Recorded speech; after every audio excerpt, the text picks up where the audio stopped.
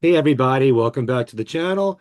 We always talk Beatles here, and there's so much in the news these days between the Lennon box set, the Beatles Anthology information, all the Wings stuff coming out, and you may have noticed I've been kind of absent with my podcast because I've been sick for the past couple of weeks, but now I'm finally coming back, and we're doing a show this time on the Beatles Anthology, and there's also going to be a show with things we said today and Talk More Talk, a combo, which we're going to do the end of this week. So let's welcome the guests here on this show. If you don't know them by now, as Ringo would say, you're in the wrong place. First of all, we have Steve Marinucci, who started Things We Said Today with me. He's known for years and years of giving us Beatle news like no one else has. With the Abbey Road website, he has his own Facebook page of Beatles news briefs. That's his podcast. And he writes for Billboard.com, Variety, Medium, Goldmine, and others. He's a busy guy, and it's always great to have him back on the channel. Hi, Steve. Hi, Ken. Thank you. It's the Beatles News and Information Facebook page. That's The right. podcast is Beatles News Beatles news Briefs. briefs. Right. Okay. We also have Al Sussman with us. Al has been with me since the 80s, going back to my years on WDHA in New Jersey as a frequent guest, sometimes with Tom Frangione.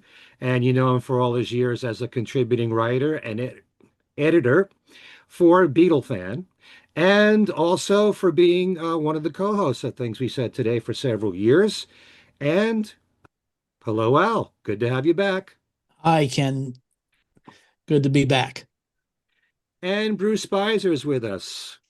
If you ever had a Beatles library with books in it, Bruce would take up a whole wall with all the books that he's written. And let's hope that he's still going to continue. He's done a whole series on every Beatles album, British and American, plus books on the Beatles on Capitol, on VJ, on Swan, you name it, on Apple. And let's welcome Bruce back. Glad to be back, and to quote the Shylights, if you don't know me by now, You'll never, never, ever know him. That's Ooh. there right. you go. All right, so we're going to talk about the Beatles anthology here. And the most important thing to me is talking about volume four and also episode nine. But I also wanted to find out from the three of you when the news broke about this, about volume four coming out. What was your immediate reaction? Because many of us were expecting a Rubber Soul box set this year. So were you pleased with the news that it was an anthology release, or were you more disappointed about it not being Rubber Soul? So let's Uh, start with Steve. I was pleased because I figured the rubber soul box would come eventually. But in looking at where each of the tracks came from, I was disappointed because there really anybody that had a extensive Beatle collection that followed the releases had most of the tracks already. And that disappointed me. I was hoping that they would pull more out of the vaults, and I mean, practically, a number of tracks came from the bootleg recordings Apple release, which I would suspect most people have. Granted, it wasn't on CD, so all those tracks that they used, I think there were 13, um, were Yeah, in 13 new ones. were in the yeah 13. were in the release. Yeah. But so those are here on CD for the first time. But others came from Sergeant Pepper, others came from the Sergeant Pepper Deluxe, the White Album Deluxe, the Let It Be Deluxe, the Abbey Road Deluxe. Um, uh, I think three of them, according to my count, there was actually a chart. Somebody put out a chart, and um, it wasn't accurate completely, but I think three tracks were actually new. I think. Correct me, guys, if I'm wrong on that. Well, But As far as uh, unreleased, there's 13. well, no, unreleased being unreleased to CD. Um, am I right there, or am I wrong? Because no, as far as officially released, now some of these may have been on bootlegs, but they weren't on bootlegs I had. okay, So for me, what I really said, and I've written the piece that I'll have out on my website, beatle.net, within the next couple of days. I want to, really get into everything. And what I say is the good news with Anthology 4 is it contains 13 new tracks. The bad news is it contains 13 new tracks, as in only 13 new tracks. Hmm. So I pick up on, you know, what you're saying there. But I think, the old question is, who is this aimed at? And I think that becomes a case of uh, if you're going to do something aimed strictly at someone who has bought the the official bootleg disc, and all of the deluxe box sets, then okay, there are 13 songs that are new. But for many people who didn't know about the official bootleg recordings and people who did not want to spend the money for the deluxe box sets, Hmm. many of these tracks will be new to them. So for those individuals, Anthology 4 is going to be almost entirely new. So I get that. I think that at this stage, Apple is really looking to maintain the Beatles' legacy way beyond my lifetime. And to do that, they need to attract younger people. I mean, your initial question was, what was your initial reaction? My initial reaction was kind of like, really? Anthology? Hmm. That just came out. Well, yeah, it just came out 30 years ago. Hmm. So, I think once you look at it that way, many of the people who are going to be listening to and streaming, we'll talk about that later, I'm sure, Mhm. on Disney Plus and Anthology, these are people that weren't listening to music or weren't even born when Anthology came out. I mean, Mhm. Tom Frangione says, well, Bruce, Natalie, who does all that wonderful work with me, she wasn't born when Anthology came out. Hmm. So, for someone like that, of that age group, this is all a bunch of new stuff. For Right. us, it's a mixed bag, and we can talk about that, and we really should. But, my initial reaction was, yeah, I was kind of disappointed about only 13, but I understood why. And to me, although from a selfish standpoint, I wish every project were aimed solely at, for me, uh, you know, Sure. as a Beatles fan who wants the Beatles Mhm. legacy to continue on just as the legacies of Beethoven, Bach, Schubert, Louis Hmm. Armstrong, all the great timeless music. I understand why they did what they did, and I'm okay with it.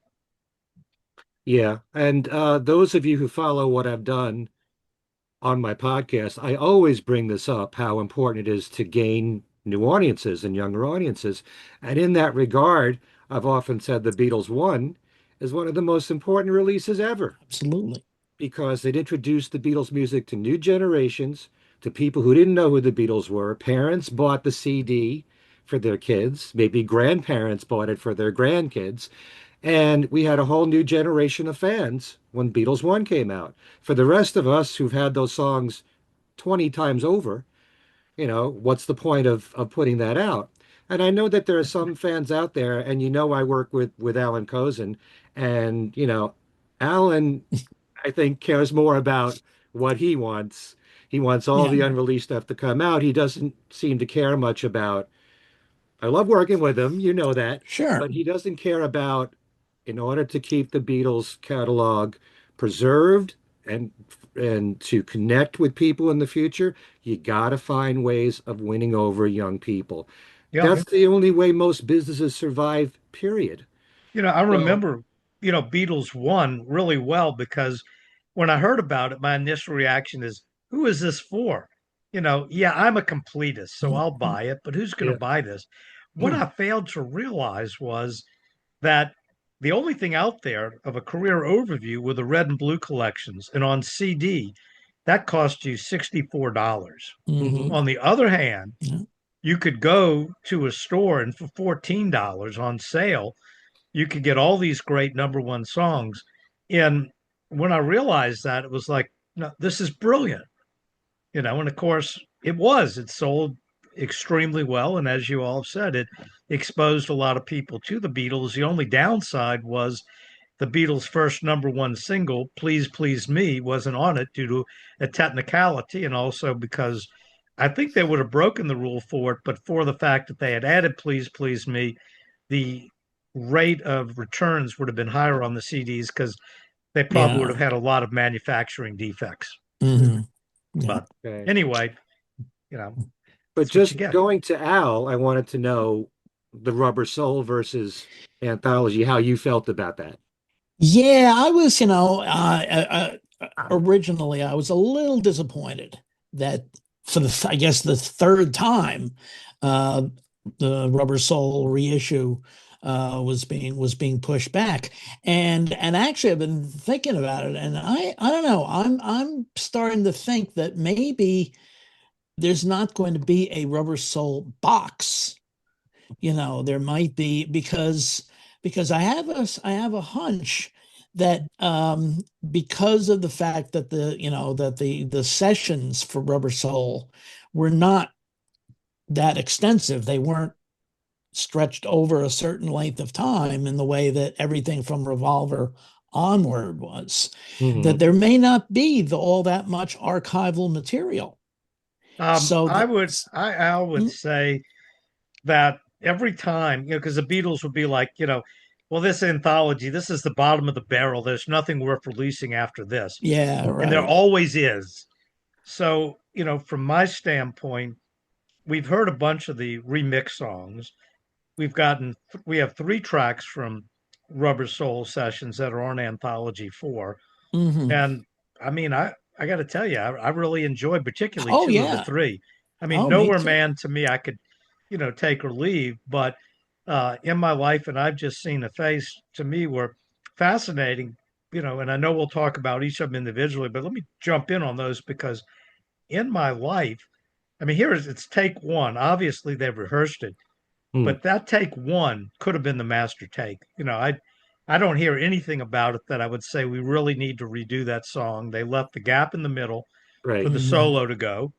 And what I also enjoyed about it was the studio banter, where John says, These Fenders are heavy. I thought that John and George were on Epiphone Casinos, but if they're both playing the same guitar, John's clearly on his Fender Stratocaster, and George probably is too. So, we learned something new just from John complaining about how heavy the Fender was. Yeah. Yeah. So, My point is just that there may not, the amount of archival material might not be, because, they had to really accelerate their the recording process. Of course, they had been doing that for, 2 years to almost 3 years before yeah. that, because of touring obligations. Revolver was really the first album in which they were able to kind of stretch out, and record over a longer period of time. So I that's why still I'm. think But I you, still think you can do, it may not be 4 discs, but I certainly Yeah. think you could do 2 or 3 discs very Oh yeah. Oh easily. yeah. Easily. Yeah, Yeah. I was going to say that just because they didn't have as extensive material as they did for the later albums, there's no reason why they couldn't do something. And I think a lot of people would appreciate it if the costs were down a little bit too. Yeah. That too. So Absolutely. that's not a problem as far as I'm concerned. Hmm. well, I was going to say that we're living at a time where there's so much stuff that goes out over the internet, and in particular on YouTube. And even going back to when the anthology was first released, there's so many things that you could do. You could just have backing tracks be released. You could just Hmm. have the harmonies on a Beatles song, just the harmony part, isolated from everything else. And some people will find that fascinating.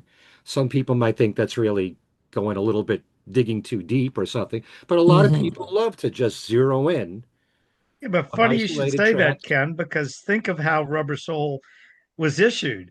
The stereo version of Rubber Soul is basically vocals on one side, instruments on the other for Hmm. the Oh, songs. yeah. So in that regard, I'm looking forward to hearing the rest of the tracks remixed with the proper stereo Hmm. balanced mix.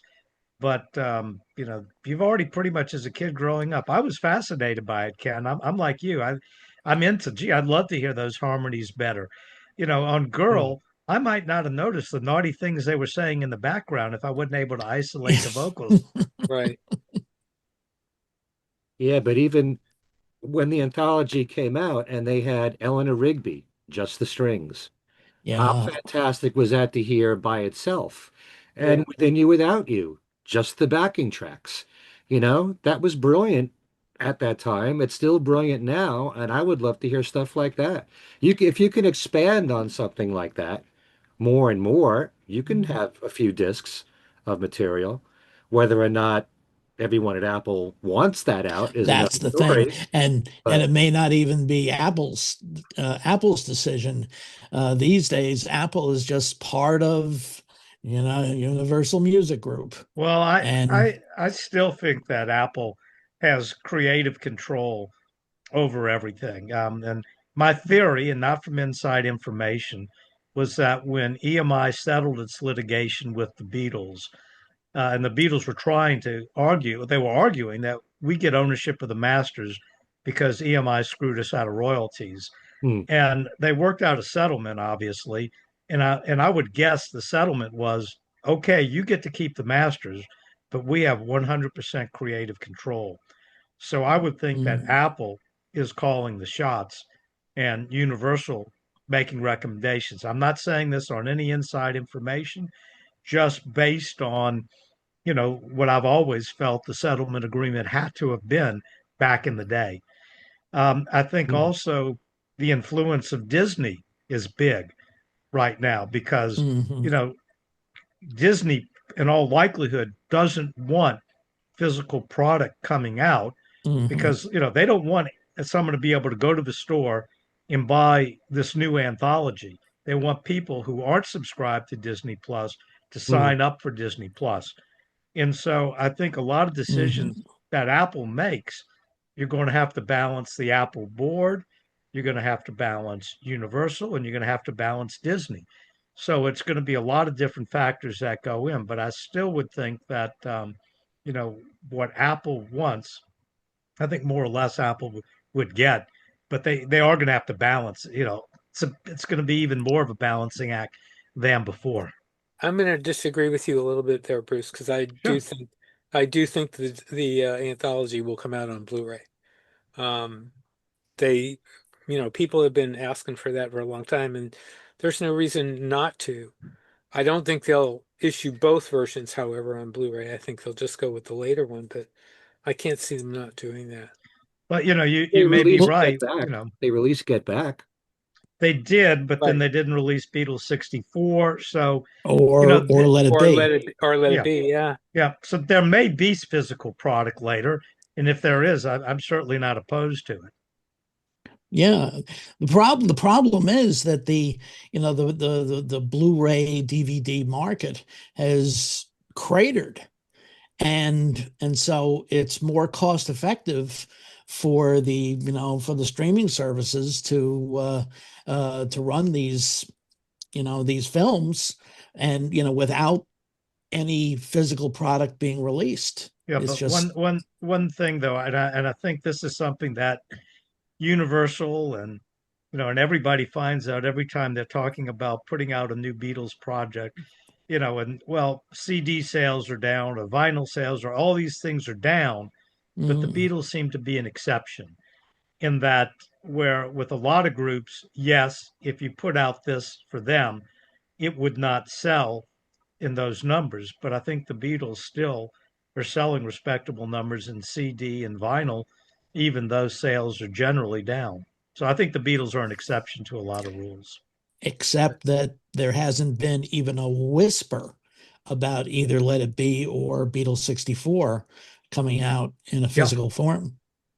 No, I agree with that. And it may be Yeah. that they don't, although I think Let It Be might have more of a chance because I don't think Let It Be has ever been available for streaming, has it? I mean, Get Back has, but I don't think Let It Be No. has. No, no, No, I don't because think. it had been out of circulation for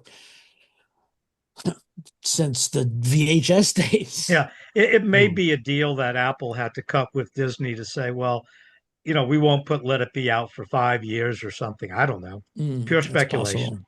Just Well, to give remember Get Back more attention. remember Yeah, that there was talk that Let It Be was going to be out with Get Back. Remember? it Yeah. was, but then it And didn't happen. right, Yeah, right. They and a lot of people were not happy about that because that it was expected. In fact, I'm trying to remember. It seems to me that it was actually in a press release that they were going to do that. Yes. And so I mean they had it down on paper that they were going to do it and they didn't. And I mean I can't see, for example, Beetle 64, I can't see that going out because I don't see that as a big deal. Um, I mean it really wasn't that great in my opinion. Hmm. Um, but Let It Be is historical and actually should have it would have really belonged with Get Back and so, and I think the new anthology will be out too because of the fact that I think there's enough of a demand for Blu-ray. And I don't think, and the other thing about Disney is that the announcement of the anthology came on the heels of that big thing with Colbert, and there are a lot of people that cut Disney and did not re you know rejoin it, even with the Hmm. Beatles. So. Yeah, but now, I still think that people are going to want it. I agree with you. They're going to want physical product, but I still think that Apple and Universal or whoever else, they're all going to have to balance it with what Disney wants as well. It's a yeah, balancing act. Well, yeah, no, I can see that argument, and I agree. I think there is going to have to. I mean, Disney does have, a say. There's no getting yeah. around that. I'll give you an example. I think it was now about 2.5 years ago. There was a listing for a DVD Blu-ray release of Hamilton, because Hamilton has been on Disney Plus for 3 or 4 years now. Hmm. Hmm. And there was a listing for a DVD Blu-ray release. Never happened. And in fact, there was just very recently there was a theater run for Hamilton, a limited run, and but there's not even a whisper about a physical release. It's just that these days, if you go into Target or Walmart and you go to where the DVDs and Blu-rays are, it's it's it's pretty depressing because there's not a lot there. There might be Right. a few, you know, Marvel things, or If Disney is so concerned about the cost, why don't they just make a limited amount of DVDs and Blu-rays? They What do you got to mean? know it's going to Well, sell. the because problem with limited amounts, and you remember that originally the Beatles mono box set on CD was going to be a limited yeah. run, and the Mhm. problem with the limited run is that if it's the Beatles we're dealing with, it's going to sell out, and then it'll be on the secondary market for double, triple, or more, Hmm. and the Beatles and Disney won't get a penny of that. And people will be angry at them for making it a limited edition. So I'm Right. I'm not a fan of limited editions. Same here. I'm not either. Mhm. Hmm. Well, after they sell out, why can't they not say it's a limited run of 10,000? Just say it's a limited run for now, and if they sell out, they make more. Oh, that's fine. But don't say, we're doing 10,000 and when they're gone, because then people will hoard it, and other people Mhm. who didn't act soon enough are going to pay a lot of extra money. I think anytime you use the word limited, though, that's going to happen, and I think they would be making a mistake Yeah. to even hint at that and then not to do it. Hmm. Uh, because there are always people that will take it to eBay and take, and in the secondary market, like you said, Bruce. Yeah. So. All right, so let's talk about volume four. and Yay! what you felt were the highlights of the collection. I'll just begin by saying, just for Baby You're a Rich Man, it's worth it. Yes, agreed. I loved that version and how they jammed at the end and hearing Paul sing the chorus and they're all having a good time and John singing Rich Man like that and the banter before that talking about asking for cannabis resin and all that. Yeah. I don't know if I That can was get so away with true. that on the radio, putting that in my show, but Oh yeah, Oh, you these you can. days, that's nothing. okay. I mean, the banner is fascinating because it shows a creative process. First of all, we learn from the banner that John's in the control room. He's not on the studio floor. Hmm. Can you bring some cokes up here, or in here? And then also, Paul and John are talking back on it, and when they're telling George, needs to tune his guitar. And then Paul gets the idea. He says, "Well, should we just do this one with bass and drums?" And John says, "Yeah, that guitar's cursed, man." And so they make that decision to just do it. So we get the studio banter with that. But then what they do is kind of clever. We don't just get the piano and drum track, we get the piano and drum track, but with the overdub of the bass, the overdub of the vocals, and I think probably some percussion. I think I'm hearing a little added percussion, but we Hmm. don't get all the other crazy instruments that Baby or Rich Man would have. And I mean, I would think that that was a vocal, since I'm hearing a lot of things I haven't heard, like the rars, that the vocal was Mm, probably completely recorded over, and that was just kind of a, first go round at the vocal. But anyway, I love it too. It's so cool. And at the end of the song, well, what do you think of it? And that was, we really did this, and and John, before it starts, even, about, let's get some London soul. I mean, it's just really, they were having fun in the studio. Right. And on, mhm. and on top of that, about the cannabis resin, the booklet says that Jagger was in the studio, and Yeah, that was actually directed at Jagger because of what they were going through. Huh. What he and Richards were going through. So yeah. that Yeah. was, I mean, that was just wonderful. Yeah, in fact, I wasn't sure about that because that was right about the time that Mick and Keith were thrown into jail for a few days. I Hmm. think they had a court appearance, according to the booklet. They had a court appearance the day before, Yeah, so it but was very much on their minds. I guess yeah, we should probably do a timeline and see when "We Love You" and was recorded. yeah. Well, I Right. checked back with Keith Badman's book, the Beatles diary book, and sure enough, that date it listed apparently Mick was listed as being at the session. Yeah. So But you got Paul going, yeah, we got swinging on that one, and I yeah, mean they knew they were having fun, and I think, and then Paul complains about it being loud in the studio, and John, to the tune of "Baby You're a Rich Man," is singing, how does it feel to be one of the loudest people? I mean, Right. they're just truly enjoying themselves, Right. and maybe one of the reasons the session was so loose is they were recording this song for that friggin' cartoon they had agreed to do, Yellow yes, Submarine.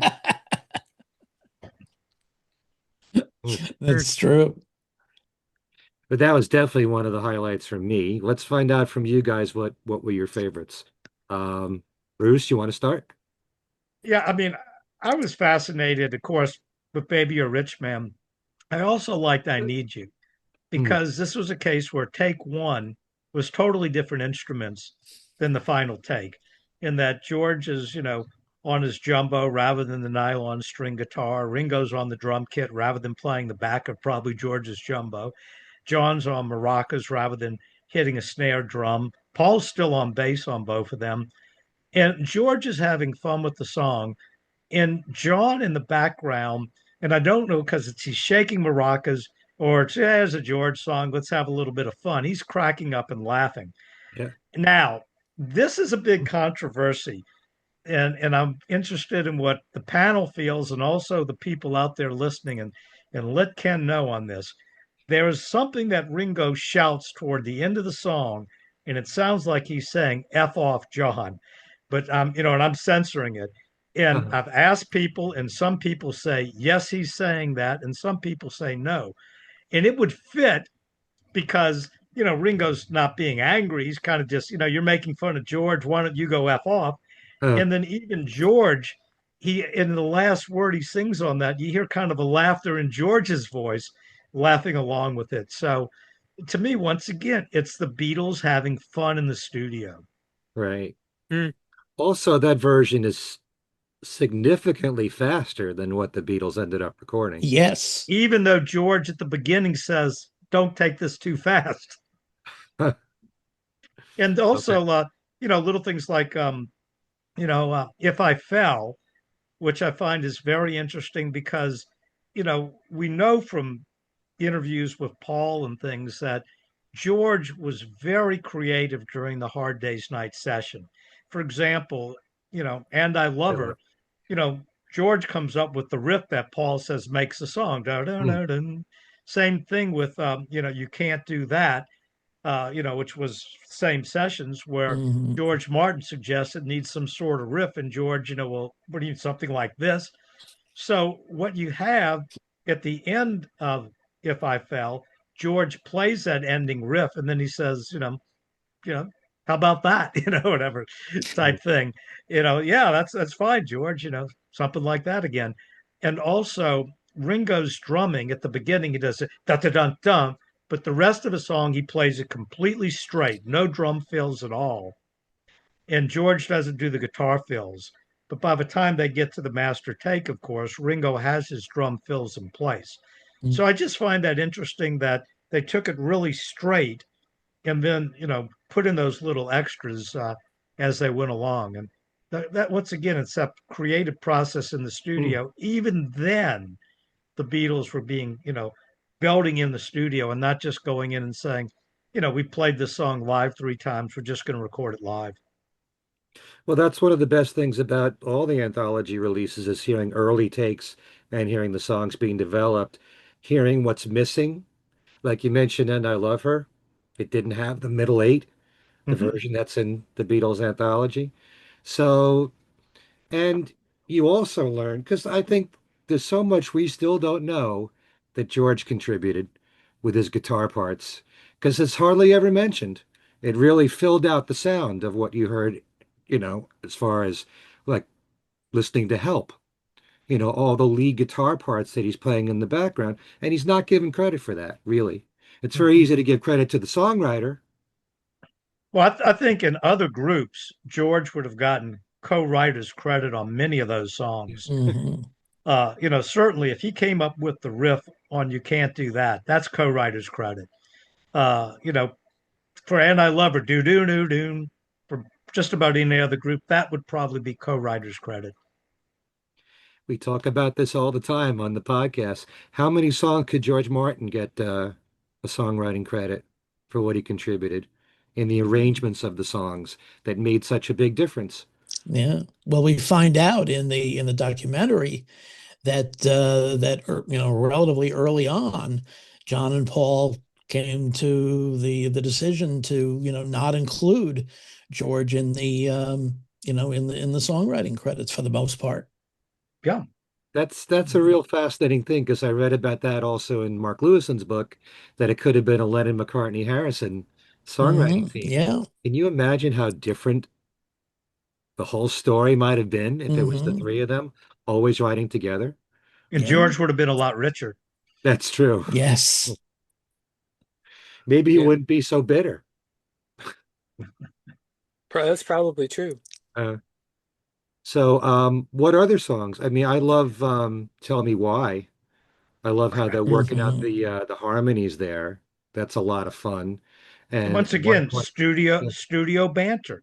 yep, I love when George didn't do the right harmony and Paul goes, "You made a mistake." I heard you. Oh, that was John that made the mistake? I thought it was George that made the mistake. You made a mistake. I heard you. Uh, Al, how about you? Any? Well, I, I love actually that whole section of songs from the early days. Uh-huh. Because it's, I've always said that actually, um, that John, especially John's early work is very kind of unappreciated. Hmm. Those great love songs of his from 63, 64, 65. Not a second time, If I Fell, This Boy, Yes It Is, Hmm. songs like that Yeah. are kind of underappreciated because of the massive success of Strawberry Fields and Revolution and Hmm. et cetera, et cetera. But I love these the early tracks. That version of that early take of I Saw Her Standing There Hmm. is just is an absolute favorite. Yeah, Um, same here. I was gonna that was the first thing I was gonna mention because when I heard that, it reminded me that when I first got ultra rare tracks, that opened yes, that was, and I was so happy to hear that yeah, for two reasons. Number one, because of what it was, and also it was in stereo, and yeah. we didn't have stereo. That was the first hint, not hint, but that was the first evidence that we had that those tracks were in stereo, and it still sounds great today. I mean, Hmm. and I was kind of glad that they put that there and so that everybody has that and can hear that now. Hmm. Yeah, that take of Matchbox Hmm. Oof. is which to me sounds actually much more like the Carl Perkins Hmm. original than the final Beatles mix of it. Yeah, and And Ringo's doing different lyrics, and I mean, I love where Yeah, Ringo, yes, first of all, even on the master, he breaks the blues rule. The first two lines are the same, and so Ringo changes it. But I love the thing about, about if you don't want my peaches, if you don't want Ringo's peaches, baby. I Yep. mean, I yeah, just love that. And also, once again, for the solo, Ringo's, like, all right, John, and John takes the yeah. solo in Matchbox, which is kind of cool. Hmm. yeah, yeah. And the interesting thing about Matchbox is 2 days later he was in the hospital. He That's was he was true. he was on his Yeah. way. We don't know how he didn't sound like he was having any trouble with his voice at that. No. Mm.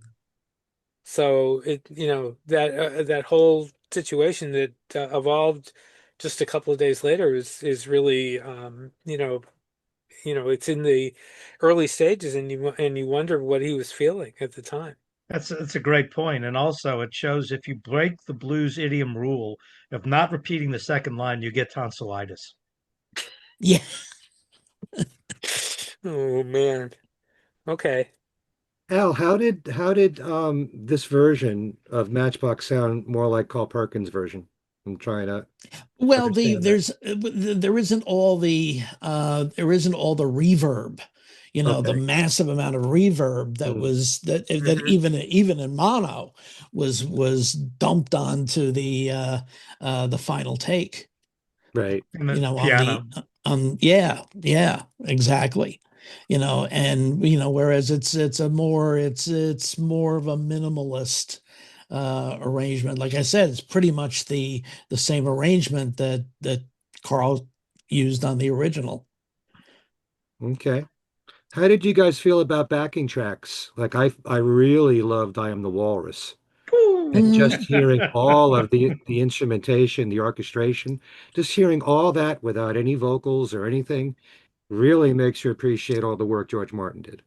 Oh You God, yeah. do, and I think when you listen to it, because you hear the keyboards at the beginning of the song and you hear John's vocal, in the background, that the orchestra mics were picking that up. So I doubt Yeah. they had all those headphones. So in all likelihood, those were on what they called the white elephant speakers.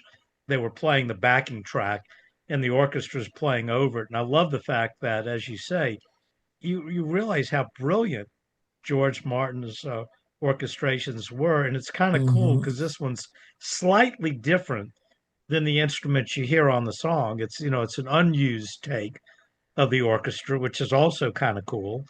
But no, I'm with all you guys on that. I love stuff like that. Hmm. I mean, even though he didn't do the actual orchestration, She's Leaving Home. The instrumental track of that is absolutely gorgeous.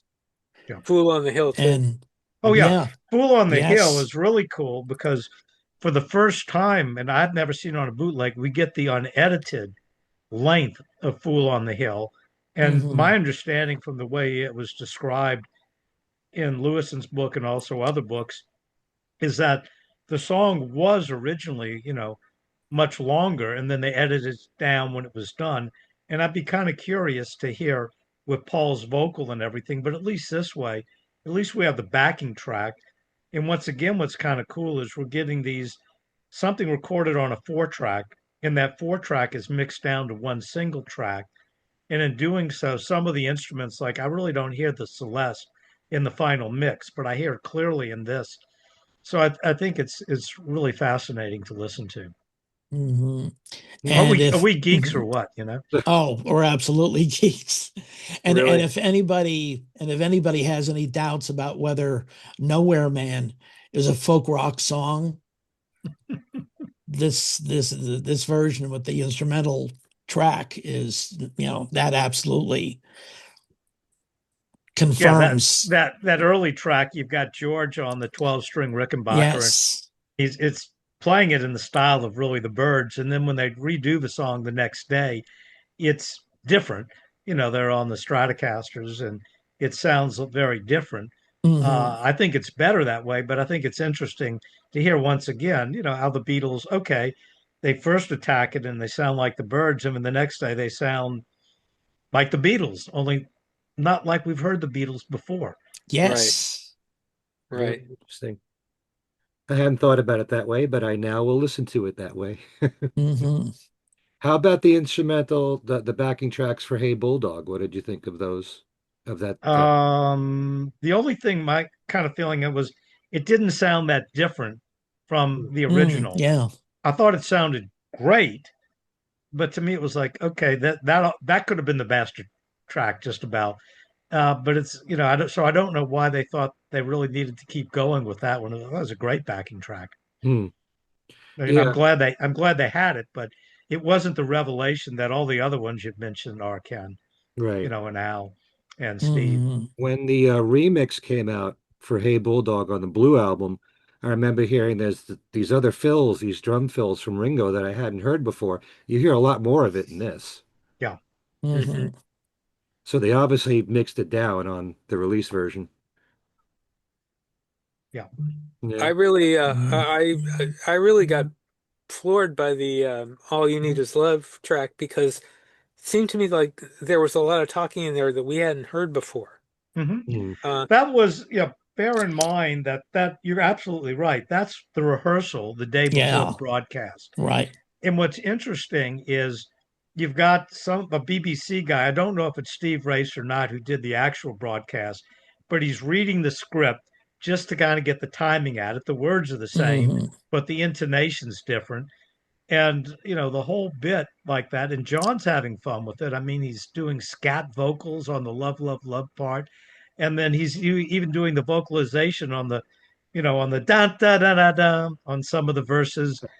And at the end, rather than he and Paul doing the "She Loves You," John goes, "Anybody got a bit of money? Anybody got a bit of Yeah. money?" Yeah. From Taxman. Right. How did that pop into his head? Really. But there seemed to be more in that version than we'd heard on the bootlegs. I mean, Yeah, they because we'd heard that track on the bootlegs, and there was extra talking, and it was also in stereo for the first time, and yeah. that was another thing that was really surprising that they actually had a stereo track of that Yeah. because I had thought, and it didn't seem to me that that could have gone straight to. Now, I never saw the original um, satellite transmission, but it seemed to me like that one could not have gone straight to the satellite.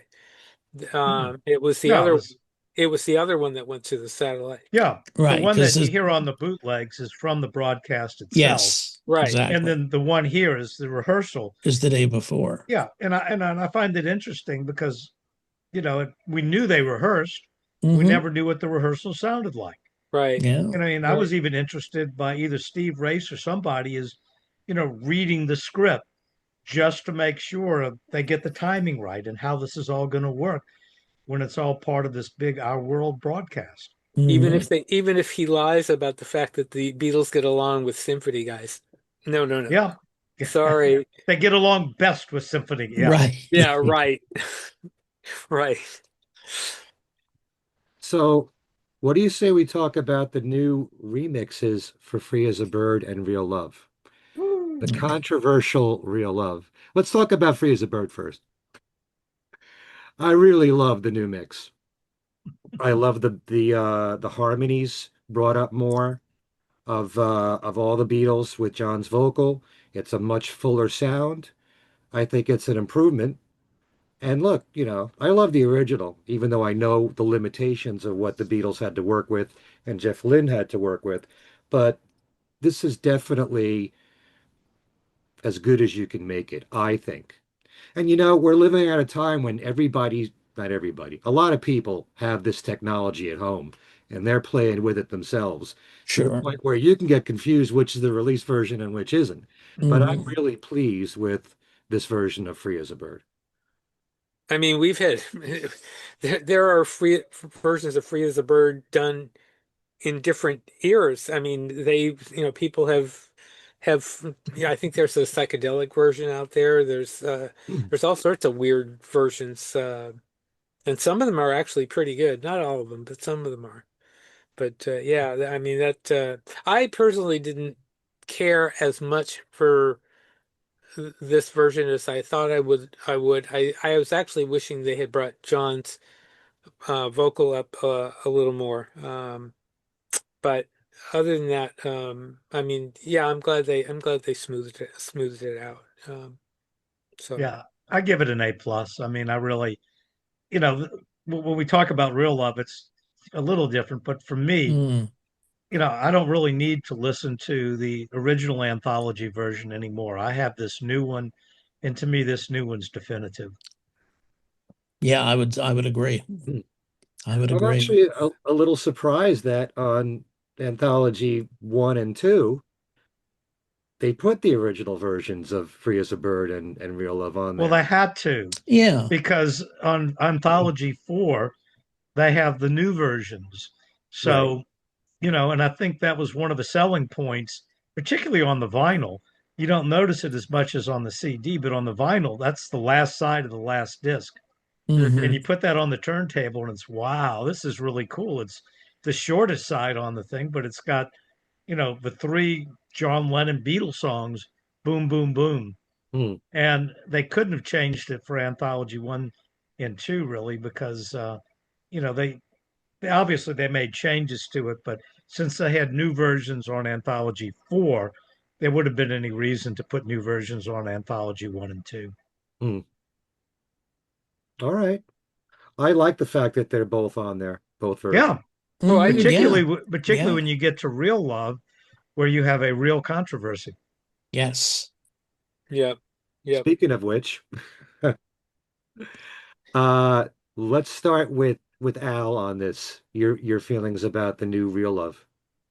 Well, matter of fact, a mutual friend of all of ours told me at the actually it was at the Chicago Fest in August that he had heard everything in the collection, including the remixes of Freeze a Bird and Real Love, Hmm. and he said that it was incredible. Um, I'm not sure that it's incredible. Let's put it that way. On my first listen, I thought it was great, but then in subsequent listens, John's voice sounds, I don't know, just a little artificial, a little synthesized. I understand that actually they used, I think, two different vocals of his, two Hmm. different demos, Yeah. and um, it, you know, And also there's the controversy about the mixing down of some of George's guitar work. Sure. Or different. Um, It's a different fill, yeah, even. It's right. not that the fill isn't there. It's a different fill that George did, Yes. which sounds more traveling Wilburyish. Yeah, Mhm. Do do exactly. do do do do. So actually, I mean, it's good, but I think actually of the three versions of Real Love that are out there, including the 90, the 95, 96 version, and the 2015 version that's on the Mm. One Plus disc, which I think everybody kind of forgets about. I think probably the 2015 mix may be the best. The one Well, thing, I don't know why they had to use a different vocal from George in 2015 to change it. Um, and a lot of people didn't even realize it when it came out. Hmm. I was pointing it out back then, but I don't understand why these changes are made in the first place. the one thing I noticed Yeah. was that John's voice, it always, when I heard Real Love before, it always seemed like John was, the lyrics rhymed. They definitely don't rhyme anymore, and that bothered me. Mm. That was hard to get over. Um, I almost wish they had kept his voice down just a little bit more, so you kept so you didn't change the whole, um, what am I trying to, the tone of the song, I guess is the word. But that's, if I had to criticize one thing about Real Love, that would be it. Yeah, I mean, once again, if you don't like it and you have Anthology 2, Hmm. you can Yeah. listen to that version of it. Take your pick. Right. Right. Well, I say that about all remixes because a part of me is a purist. And I can Sure. always say, as long as the original mixes are intact and they're still available, you can always go back to them, you know. Yeah. I have a And difficult time with remixes sometimes. It's kind of like what was wrong with the original. But I also know if the Beatles were around today and they had today's technology, would they have changed the way these oh yeah, recordings are Oh, heard? sure they Right. would have. Sure they they would. surely would have wanted the emphasis on the bass. One of the mixes, and and as a kid that I loved the stereo mix on A Day in the Life. And when Hmm. the box set came out, John's voice didn't pan from left to right. And I asked Giles about that, and he said, "Well, I tried it, but it sounded so different from the rest of the stereo mixes I did that I decided to not do that and release it that way." And I thought, okay, he's given me a good reason. I'll accept that. But I still like pulling out the vinyl or the CD in Hmm. stereo and listening to that voice going from one speaker to the other, which I, as a kid, found fascinating and I still do. Hmm. So I'm with you, Ken.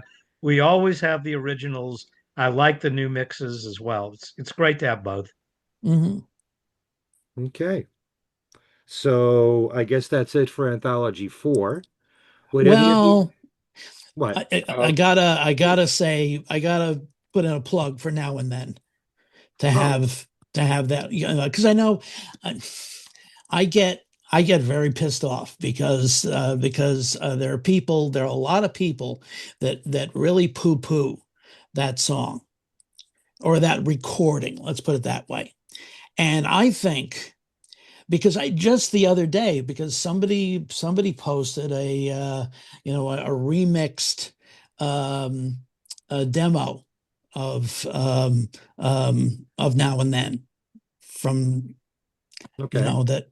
that and in listening to it, it kind of confirmed what I've thought of it all along, is that the song, the John's original demo of it, it's not it's a rather mediocre late 70s John Lennon song.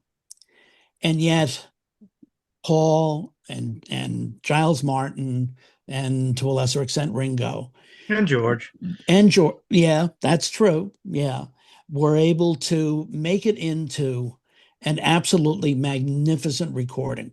Hmm. mhm. And it's one that, and I've said this before, and I know people poo-poo it, but as far as I'm concerned, the people that really get that song are are my generation of fans, Yeah. the first generation. And I wanted to ask you guys about something. Because I think all three of you saw Paul on this tour. No. Yeah. I Yeah, I didn't. did. Yeah. New Okay. Orleans. Okay. Because I've asked some others about this. There's a clip, a YouTube clip from the show in Des Moines, Iowa. And at the end of Now and Then, Paul gets up, leans over the psychedelic piano, and points with both forefingers to the crowd, and then stands up, puts his hand over his heart. And I mean, it's a chicken skin moment. And I'm wondering if he's if you may have seen him do that at your shows, or if it was just an isolated thing where just the emotion of that song got to him. The emotion did get to him. And, from the Anthology 9 video and the promo stuff, this was Hmm. something Paul really wanted to get done. Exactly. And what I remember most when people ask me about Now and Then, I go back to when I first saw it. It was in New York for the listening session, and they had three different listening sessions. Actually, they had four that day. And since I flew in from New Orleans, I wasn't going anywhere. So I went to three of the four. And the first time I heard the song, I'm thinking Ringo and Paul are singing to John and George, and Yeah. tears are swelling up in my eyes. And then Yep. when I see Peter Jackson's video, it's like, yeah, Peter Jackson's interpreting it the same way I am. Hmm. It's a very emotional song, but in addition to that, it's a great to end an album with because it has a sound of finality to it. Yes, And exactly. Free as a Bird doesn't, Real Love doesn't, but Now and Hmm. Then, from the opening chords and the sound of it, it's like this is a final statement Yeah, from the exactly. Beatles. And Yep. that's the way I've always felt about it. I Like a absolutely, valedict. yeah, uh, absolutely love the song. a valedictory I, statement. Yeah. I devour that song, but I don't know if when John wrote it, there are some people who interpret it as meaning, now and then I miss you. He's writing to the other Beatles, always writing to Paul. And you also know the story that Paul has told about Carl Perkins, saying Hmm. to him, think about me every now My and old then, old friend. friend. And those were the last words that John said to Paul. So maybe Paul might interpret it himself as a signal to him or something like that. Hmm. Yeah. But the way that video was made, it was so absolutely beautiful, lovingly done. Mixing old footage with new footage together, it was so brilliant, and the production sounded fantastic. The guitar solo that Paul did, emulating George, was so perfect. I know it's a simple song in terms of lyrics, but that's fine. I think people who grew up with the band could look at it in a very emotional way, just like Paul does. And Hmm. I'm certainly, I think there are times like when Paul's done here today, when his voice Yeah. cracks, Oh, yeah. because The Amoeba Show. yeah, because he's obviously thinking about how much John means to him and the memories they share. So I love that. It shows how human he is. Yeah. Hmm. I have to say that it took me a long time to get with Now and Then. I did not like it when I first heard it. Um, but then when I listened to the words a little closer, I I figured the song in two ways. Number one, that John was singing to them, and the other was that the reason that Paul wanted to get it done was he was saying that to John. Hmm. And when you think of it in those terms, whatever limitations, or faults you may think of the song kind of disappear because I think it was really a message song, and it Yeah. also to us too at the same time. The one thing Yeah. about the one thing about these three songs that we never really talk about is the fact that they were all it was all kind of for us to to celebrate John, the fact that we all missed him, but they this was just as much for them as it was for us. I mean, maybe even more because they were the ones that knew him better than we all did. Yeah. Hmm.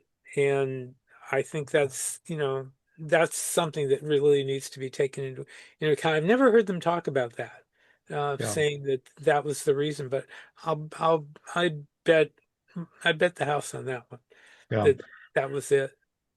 I think one other thing we should say about Anthology for someone unlike us, and that is you didn't own all the box sets and you buy Anthology 4 and you listen to it, it is a really good listening experience. And I Hmm. think that's important. Would I have picked the same, repeat tracks? No. I Mm. certainly would have picked Good Night. I probably Oh, would have picked While My Guitar Gently Weeps and maybe Baby You're So Square because it's kind of fun. But, you know, I don't know if I'd have picked everything that ultimately was picked. But every one of us were to pick something different. That's not the point. The point is it a good listening experience? And to me, yes, hmm. it is. And to me, that's important because, I played the CD in the car, start to finish. It was tempting to move to the new stuff. But since I'd already heard the new stuff, I had the vinyl about a week ahead of the CD.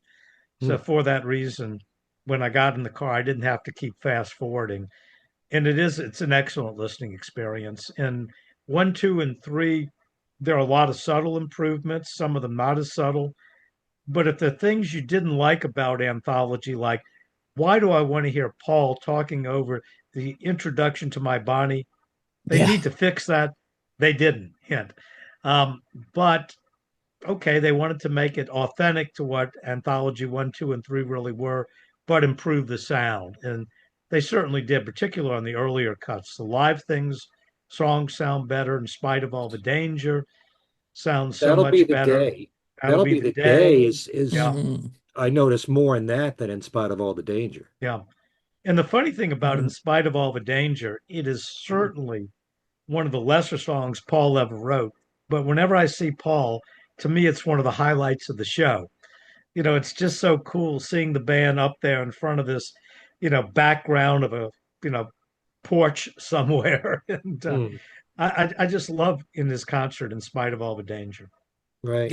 I'm going to get ahead of the discussion a little bit, but hearing My Girdle Is Red Hot in the anthology made me go through the roof. It made me Hmm. know that they're going to do something with Hamburg. They are. Yeah, I can't wait for that one. And as far as we know, it may already be done for all we know, but I would love that to come out because you're right. The Hamburg, when I first got it and I listened to it and I played it once or twice because it was interesting, Hmm. but it's not something I go back to frequently because, quite frankly, it's just such low fidelity. It just doesn't sound good. Oh, You know, I disagree with you there. I go back to it a lot, yeah, even because there's enough bootleg versions that have tinkered with the sound where they actually sound kind of listenable, but it's nowhere near what My Girl Is That Red Hot sounded yeah. I yeah. mean, can you in the show. imagine, the complete version with Mal technology? I mean, that's going to be Yeah. incredible. Yeah, it really is. That's on my wish list. What I would like to know, and certainly, Giles Martin or Peter Jackson could talk about this, is that with this kind of technology, if you can isolate every instrument, and I'm not sure if you can do that with every recording, why Mm. couldn't you take a lot of the early stuff that was mono or even live recordings that were mono and separate everything? You can. There's no Yeah. reason you can't. And a matter of fact, that was done on the on the Red collection to Right. and so you certainly can do it. And to me, that's a reason to put out these early albums. And look, maybe you don't need a Please Please Me box, but why not a Please Please Me with the Beatles box? Yeah. Those, because some of those outtakes, as we found, are quite good, particularly from A Hard Day's Night. We've gotten an idea of what's out there. The Beatles weren't just doing the same exact arrangement 14 times till they got the best sounding one. A lot of these evolve in the studio, and it's fascinating. So, I mean, I'm hoping that they all become available in our lifetimes. There's But I wonder if everything on the anthology can or will ever be completely remixed using MAL technology, because you listen to something like the 1960 Quarrymen stuff. That doesn't sound like that was touched at all. It's a little better. It's a I think little, I a would think little they, louder. I think they use Mal on it. yeah, You I think think so so? too. Yeah. Yeah. Well, we need Peter Jackson here. Get him back on things we said today. Yeah. Have detail on that. But I totally agree with you with what you said about Now and Then, Al. I'm so grateful we have those three songs, and a lot of fans will say, well, it's not really the Beatles. Bull. Yeah. You know, You know, I got there. into an argument. I got into an argument when I was working at the newspaper with the guy, and he may be watching this, who was the rock critic. It wasn't me. Um, and he said, no. He said, "Freeze the Bird and Real Love were not the Beatles." I said, "Yes, yes, it was." We argued back and forth on that one, and so All right, if it's not the Beatles, Yeah. then What's his? Who was George Harrison? Who Yeah. was Ringo? Who was Paul? And who was John? Oh yeah, they were all four in the Beatles. Yeah. hmm I don't know what the criteria is of what constitutes Yeah. a Beatles recording, because there are plenty of songs that went out as the Beatles that didn't have all four of them on it. Right. right, Yeah. So, Yeah. yeah, Yesterday isn't a Beatles song. It's a Paul McCartney song. right. Yeah. right, right. Right. Yeah, I did a chat on that on my Facebook page, and that was my question was, what constitutes a Beatles canon? And there were some interesting comments. Um, but yeah, I mean, Yeah. I mean, how many so, songs on the White Album have only one or two Beatles on there? Mhm. right. You know, Yeah, and especially as you get down into the later albums, it gets trickier. yeah, Yeah. Is "Don't Pass Me By" a Beatles song? I mean, come on. yeah, you Is the know, Ballad of John and Yoko a Beatles song? Yeah. I mean, There, yeah, actually, absolutely. that's a great example right there. yeah, exactly. You know, But on those three songs, all four of them are represented. Yep. So, bingo. so Anyway, we'll have to do another show on that topic, and just I'll listen to Steve's too. How far back was that show, Steve? What? The Are show you? that you did on what constitutes a Beatles recording. Well, I didn't do a show on it. I did a chat in the Oh, okay. in on Facebook for that. I mean, that's probably something I could do. But no, I haven't done it. What I did was on my Facebook page, I created a chat section, which you can do, and rather than have them, in the main part of the group, it's separated. Hmm. And it works out really well. In fact, I think I've seen you in there, Bruce, I think once. But I mean, you guys are welcome to come in anytime you want to. And sometimes it's been quiet since about the last week or so. But right after the anthology got released, there was a lot of discussion. Hmm. A lot. All right. So what do you say we talk about episode 9? Number Episode 9. Number number 9. nine, number 9. And I'll share my feelings about it, but I want to hear what you three have to say about it. Go ahead. And we'll start with Al. Al? oh, Al. I Number thought, I thought 9. I thought you were going to Number give your 9. feeling.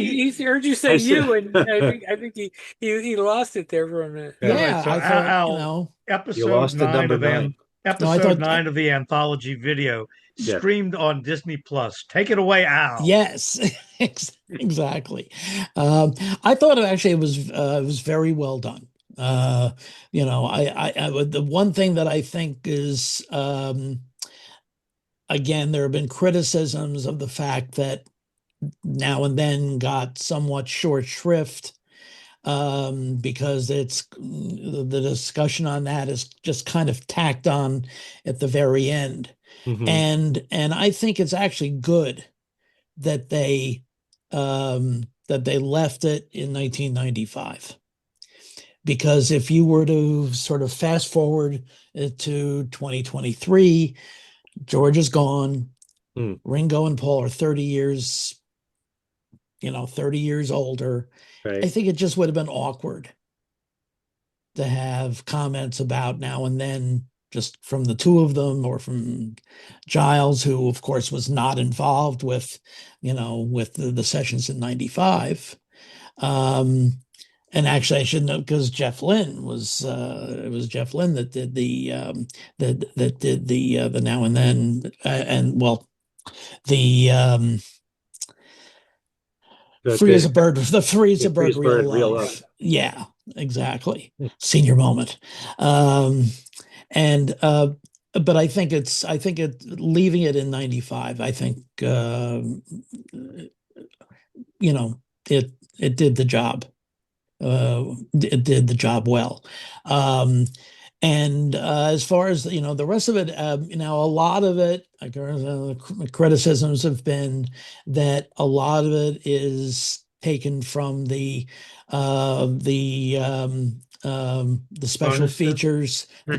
the bonus features on the DVD, and which is And what, fine. yeah, what's your criticism? I mean, Yeah. parts 1 through 8 or relied heavily on parts 1 through 8 of the Yes. DVD release. So why shouldn't part 9 rely heavily on the bonus disc? On the bonus disc. Yeah. I think part You, of that is that the reviews from many people who weren't in the know, you know, Yes. it was like everything on this is new to them. And they wrote about it like what's really cool about anthology is part Hmm. 9 because it's all new. Well, no, it's Right. not all new, but there is some new stuff there.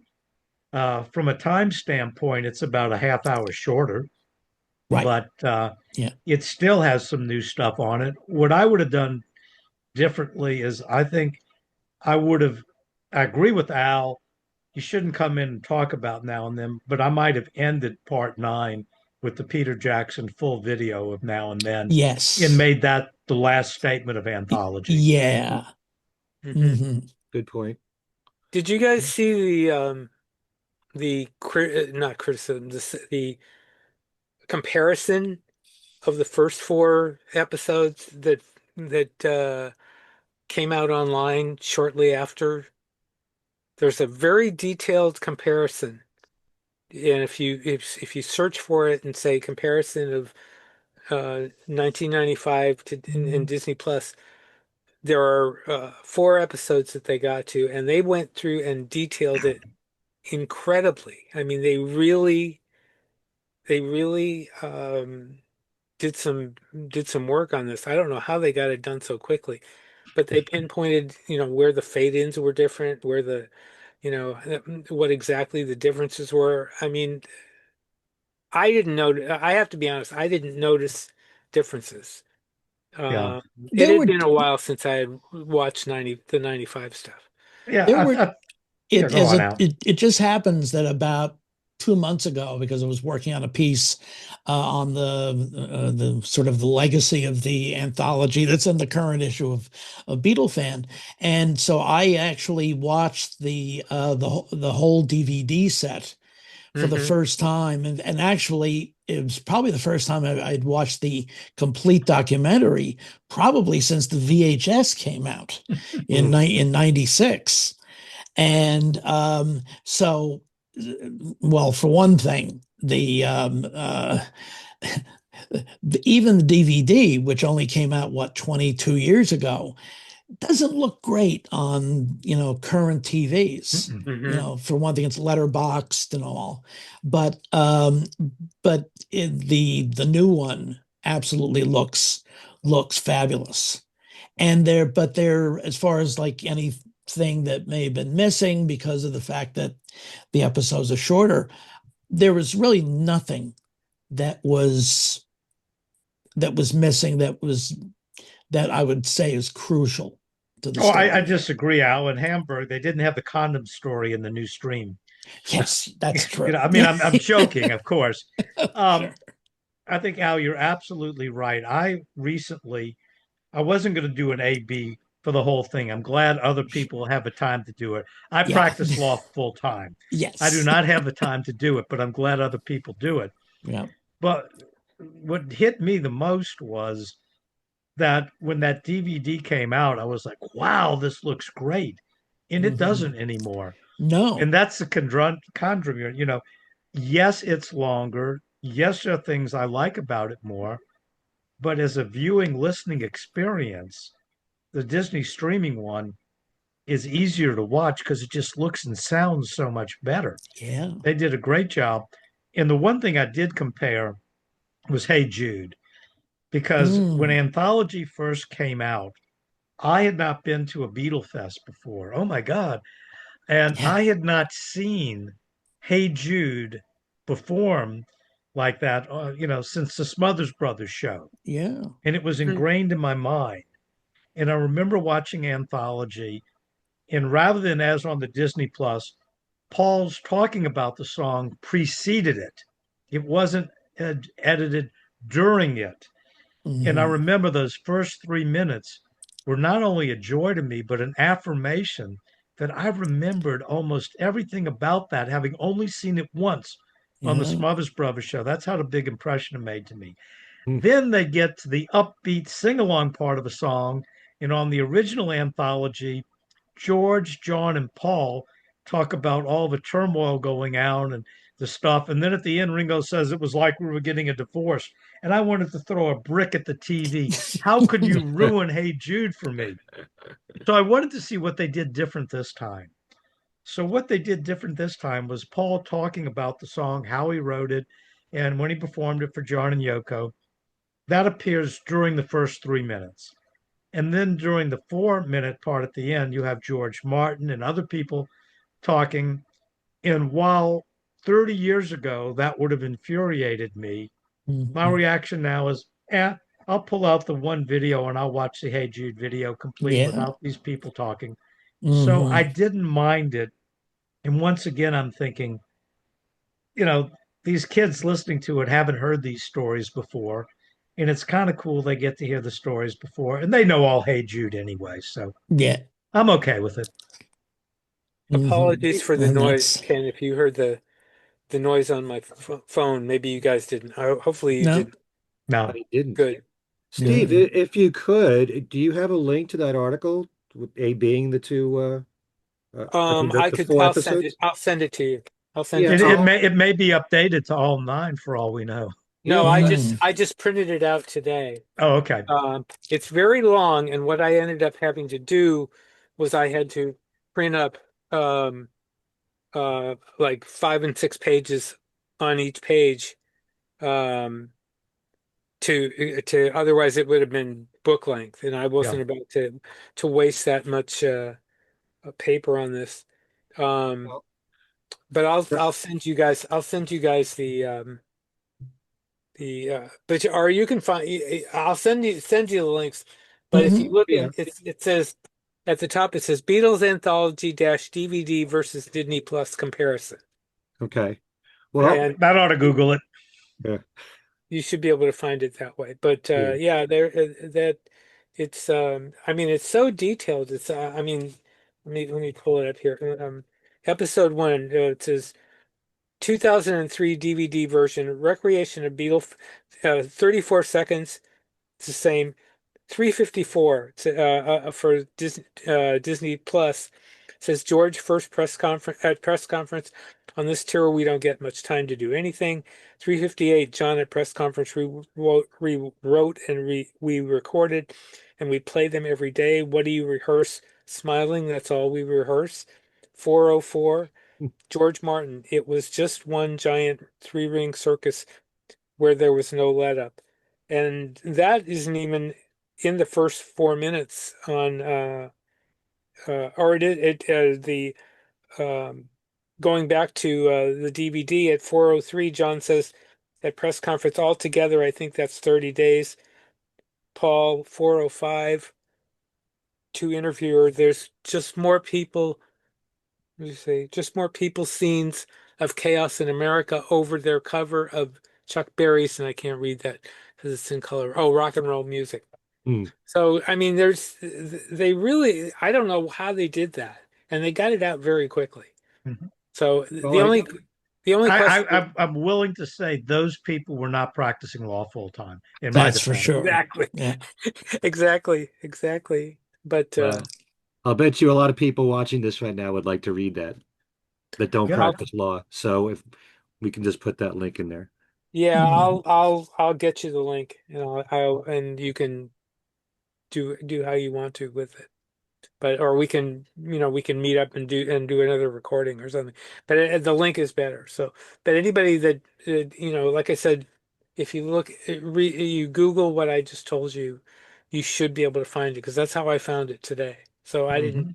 I didn't use the link, I just Googled it and did it Okay. that way. So So between you, Steve, and you, Bruce, things that the Beatles said in episode 9 that you found interesting that maybe you hadn't heard before, or maybe it was in the extra before and you thought it was really worthwhile hearing again. well I agree with kind of with what Bruce said about they should have, or was it you that said they should have put now and then at the end? I think there should have been at least a little conversation between Ringo and Paul. It wouldn't have to have been very long, and I can imagine that neither of them probably wanted to do it. But I think so. I wish they had done just a little. It wouldn't have had to have been very much, but I think that would have been nice to let it drop off like they did was kind of um kind of left you hanging, I guess is the way to put it. Hmm. But Uh, I mean, it was nice to have that to have the new stuff, you know.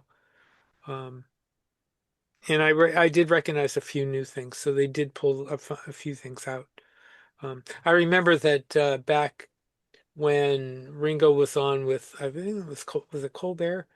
He no with Jimmy Kimmel. He said somebody asked what episode 9 was like, and he said, I haven't seen it, but it'll be great.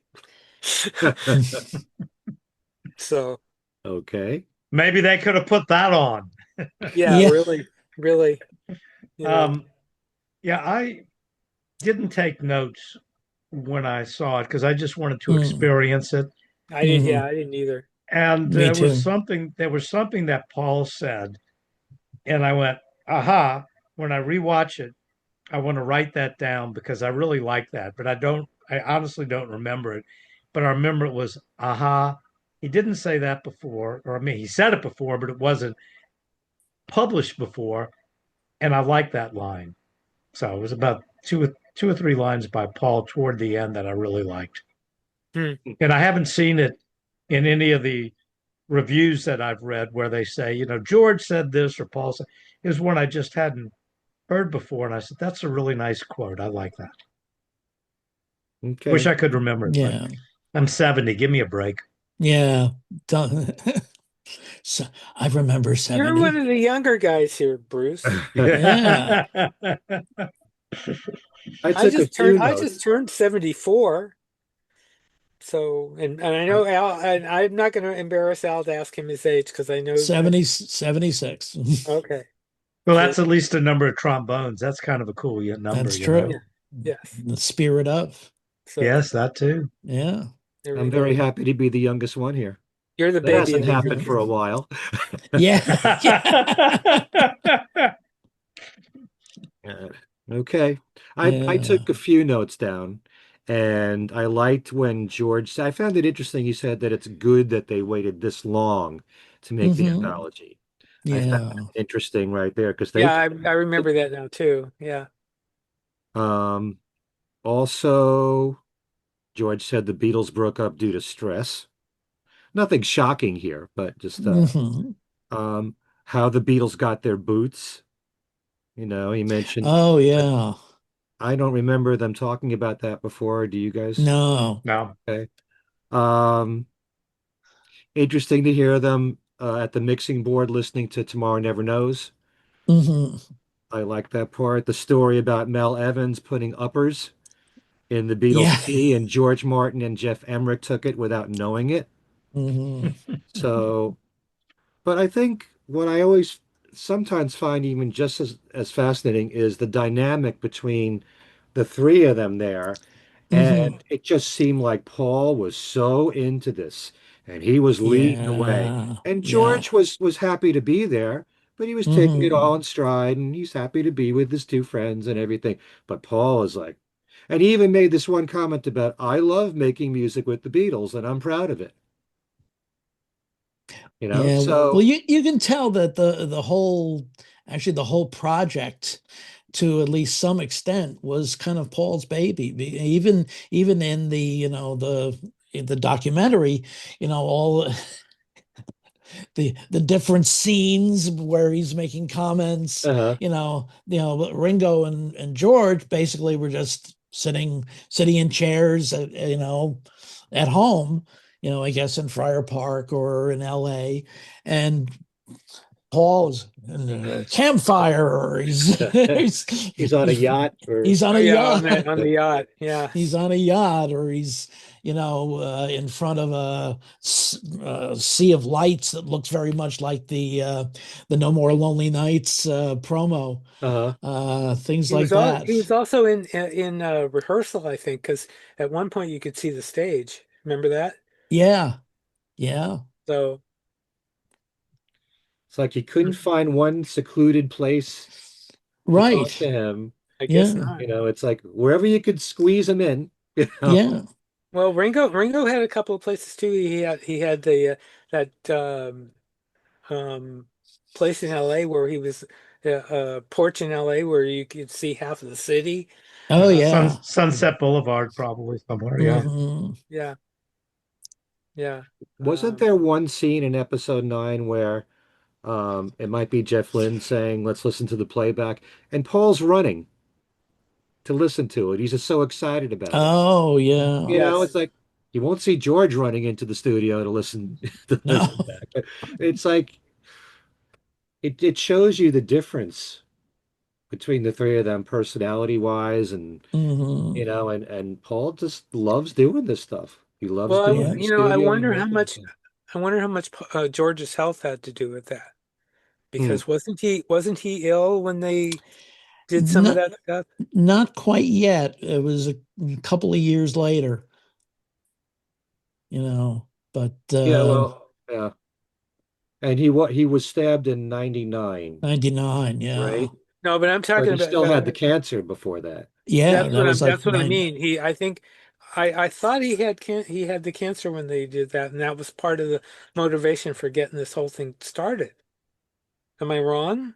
I've always had that No, impression. I You think it know, was there's a lot of I stories think it was floating around, and I yeah, don't know what to believe half the time because right. Bruce, what do you, you have something to say about that? No, not really. I mean, I think it was just a case of there were other things. They were busy with other things, and it finally got to the point of we need to do something with this, Okay. Yeah, and it just happened because it happened. I don't think there was a we need to do it now because one of us might be dead soon. I think it right. was more of, well, we have a time, let's do this, and Yeah, you know, and there's also the speculation about that George really needed the money. That's the reason why he did it, because of the whole problems he had with handmade Dennis films O'Brien. fee. Yes, yeah. exactly. Yeah, Right. and so you don't know what to believe, and Yeah. you won't get. I thought it was because they wanted to help Pete Best out, so they thought they'd do it. But it did help Pete out. They did the Yeah, right that's thing true. where he did get royalties on it. And I remember Yeah. talking to Pete about it. He said, Bruce, it was about the money. It was getting the credit. And I said, oh, come Hmm. on, Pete. And he said, well, the money was nice too, you know. Hmm. But it was good that they did give him royalties because he played on a bunch of the tracks on Anthology. Sure. Sure. So he Yeah. Right. got royalties on those tracks. And Yeah. that helped about financially. And it certainly was it was good of the Beatles to do that. And Yeah. I would assume that he got a boost from this too. Um, that Yeah, he was getting money from the first release, and now he's getting more money from this. Yeah, I absolutely. would think So, so. Yeah. I'm really happy for him in this regard. although All these although years that he did.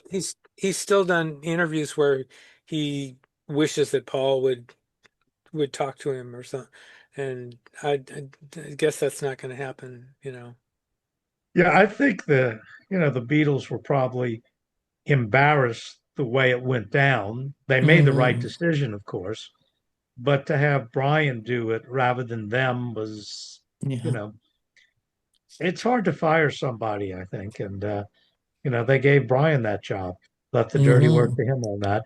I remember being at a Beatles convention where I was moderating it, and Pete was one of the guests. And first question, it, maybe about 8 or 9 year old girl, as cute as she could be, I call on her, Mr. Best, can you tell me why the Beatles kicked you out of the group? Oh my God. And Oh wow. Pete, and what Pete said was really said, he said, well, I really can't do that because to this day they have never told me personally. Hmm. And I thought that was an interesting answer. And well, Hmm. that was I seem to recall that was the line he used for a long time. Yeah. Yeah. So yeah, I mean he didn't just make that up. No. It's a consistent line from him. And he was on What's My Line? Hmm. Was it He What's My was. Line or To Tell the Truth? It Wait, was I've What's got My a Line? secret. Or I've I've Got got a I've a got a Secret. secret. okay. Yeah. Yeah, that's it. Yeah, Yes. boy. Senior moment, Al. Senior moment. We're Tell me all about it. All those we TV all get shows blend together. there. Yes, they although certainly do. Epstein was on I've Got a Secret too, as I recall. So yeah, Those are fun to watch on YouTube. Yeah. I don't want to What's get into a big, but we watch What's My Line. I love that. Okay. what's your opinion about Now and Then, as far as you always heard that George didn't like the song when they decided to actually work on it, to redo it, then Olivia said, well, it's not that he didn't like the song, it's just that it was a poor quality recording.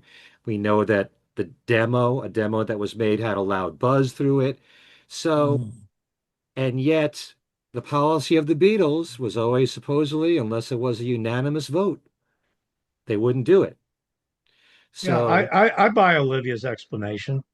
I think Mm. that George would have been fine with the song if it was something they really could have done something with. I mean, it wasn't just the buzz, hmm, it was John's piano playing wasn't very good. Yeah. Yeah. And That's why Paul redid the piano. Yes, they could have isolated John's piano, but Paul played it better than John played it because John was just kind of working the song out. right, yeah. So, And plus it would have sounded weird to have the bridge where the piano is totally different. Here's yeah. John playing it and here's Paul playing it. So, but I think if the technology had been there, maybe George would have been on board.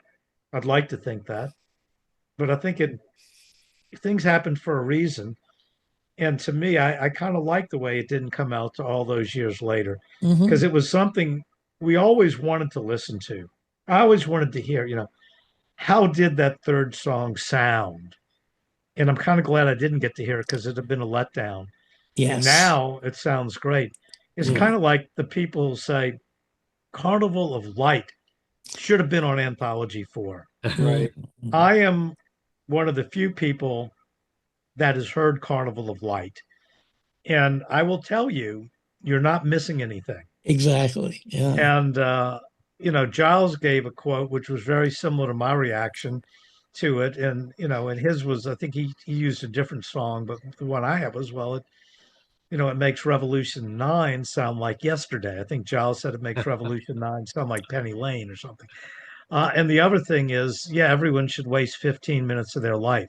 Now, should Anthology or have it? No, but should Carnival of Light ever see the light of day, sort of say?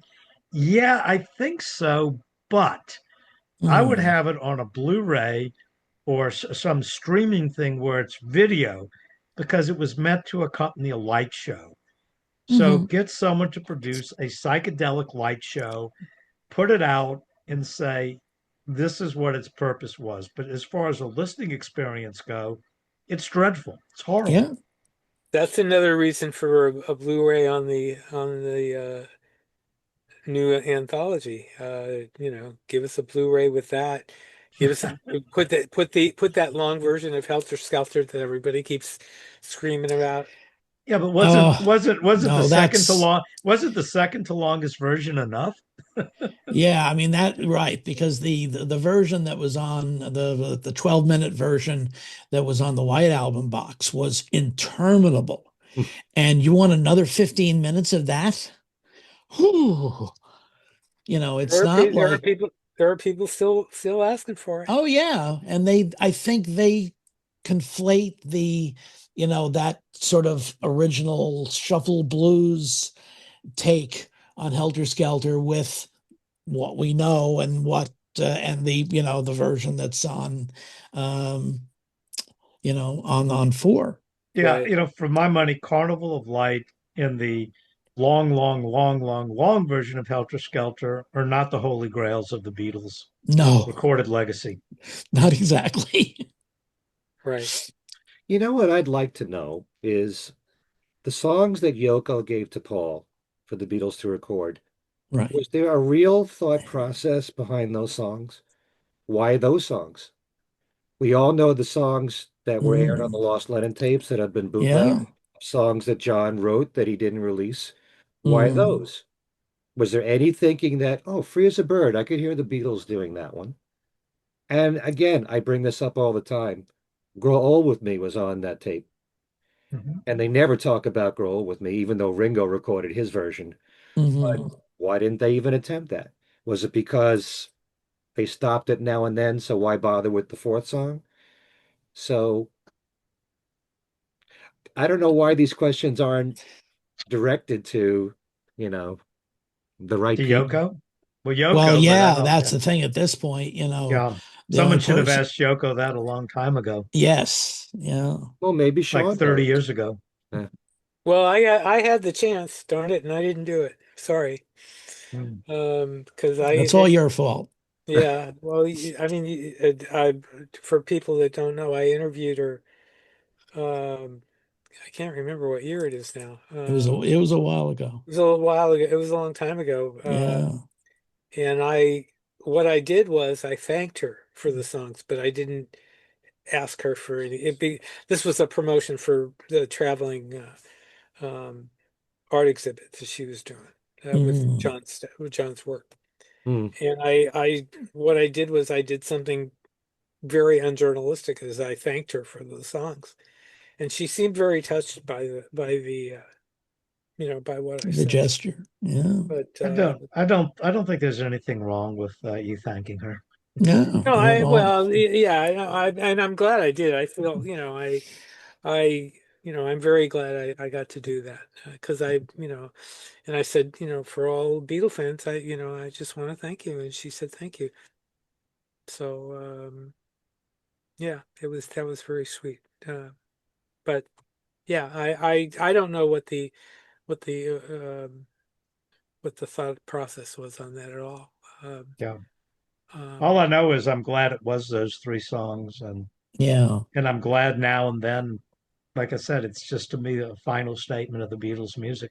I mean, I I'm know yeah, Hmm. we might get other stuff like, maybe we'll get Susie Parker released on something, which I absolutely love, and things like that. But to me, I'm glad they called it the final Beatles song. It certainly was the Hmm. last one recorded. Yes. There'll never be another because you can't Hmm. do it with all those with the four of them anymore. Hmm. right. But to me, it, like I said, there's something final about the way it sounds. Yeah. And Yeah. that to me I just love about it. Getting back to what I said earlier, the lyrics really are like a signpost. They're either, Paul knew, that it would be a message to John or a message to the fans or some, it's a message. There's a message in there somewhere. Yeah. And it wasn't really presented to us in that way, but I think definitely it was.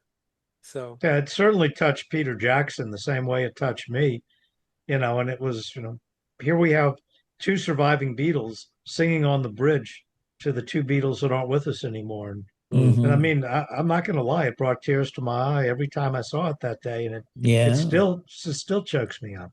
Hmm. So beautiful. That's one yeah, of the most amazing videos we've ever had.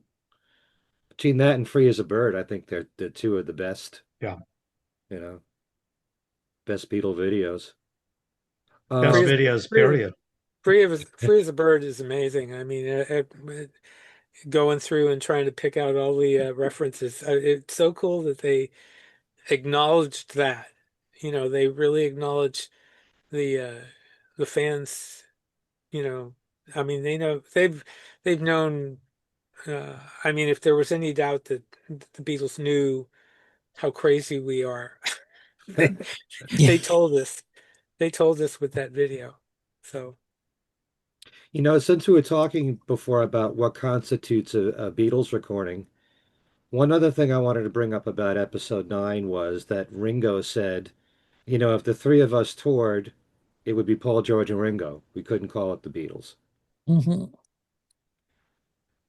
And it was really important for these songs to have John on them to call them the Beatles. But then, like we said, Take Here Comes the Sun. I mean, John wasn't on it, and it still went out as the Beatles. I mean, I Sure. understand it, their feelings about it, but when you think about all the songs that they did that didn't have all four of them on there, and they didn't Hmm. mind that it went out as the Beatles at the time. Sure. Right? Are you going to take a song off of the Ringo album, and say, well, you got three of the Beatles? Is that a Beatles song? Right. But the other thing I found interesting, and it could have been really tacky, but it wasn't, was, when I first saw him do I've Got a Feeling, you know, it was done with Paul and his band. And now he does it with John's, vocal flown in, Hmm. and Hmm. on the screen, the rooftop concert of John singing it synced up. And it wasn't, for some reason, it just wasn't tacky. It was just really cool. And you just thought, man, it's a shame this guy was assassinated, because boy, what we wouldn't have given to see a Beatles reunion, how Yeah. wonderful it would have been. And there's always the danger of it would have been a letdown. I don't think so. I don't well, think it'd have been a letdown. well, that whole story that's in Borrowed Time about the tour. I mean, when I watched that and I saw that, I mean, that's enough to start you crying. I mean, Hmm. that would have been an incredible tour, and Hmm. it- and it's great to speculate whether Paul would have shown up for one of those dates. He probably would have. But I mean, can you imagine that whole situation? I mean, yeah, I mean that's really amazing. Have you guys all seen Borrowed Time yet? Yeah, I haven't I seen know the you. I know director's you. cut. I know you have. Yeah, Yeah, I have not yet. yeah. I went and bought the Blu-ray off of Amazon UK, and I really really like that movie. I don't normally like movies that aren't authorized that much, but that one was it was very good, very very good. So. The only problem I had with that documentary was believing that John really wanted to make a solo album without Yoko on it, Mm. because You that's what really they don't think? said. Yeah, I know, I know. Was it Ray Connolly that said that? I I don't th remember who, I think but Mm. now there's a lot of people who think that Yoko forced that on John. You couldn't force John to do anything. He made hmm, up his own that's a good mind. that's a good point. No, actually, it might have been the guy that just passed away. I can't remember his name now. But yeah, yeah, I didn't even think about that fact, but yeah, But the yeah, mere fact that also the tour was going to be the two of them having their own songs there. Mm. right. So there was no sign that there was any trouble with the two of them. So, I mean, it was a statement, the way the songs were placed on Double Fantasy, that it was John, then Yoko, then John, then Yoko. And it wasn't one side John, one side Yoko. They were making a statement that way. It was a dialogue. It was meant to be a dialogue, as they said. So I just have trouble with that one part of the documentary. But Well, that's me. cir- circling back to the whole anthology Yeah. package, Yeah. Okay. we Mhm. did not mention that the book was reissued. And I think it's important for us to say if you have the book, unless your copy is really banged up, you don't need to go out and rebuy the book. Exactly. Make that point. And also, George famously said, it's a video, it's music. It says, and one day it's going to be a T-shirt. Right. The Beatles site already has anthology merchandise up, Yes. so it has become the full package, and I'm Mhm. fine with that. But I understand why Apple is doing what they're doing, and I'm happy they're doing it. But I want them to still have some projects for us old folks out there who are proud to be first generation Beatle fans. And Mhm. let's get that Rubber Soul box set out next Yes. year.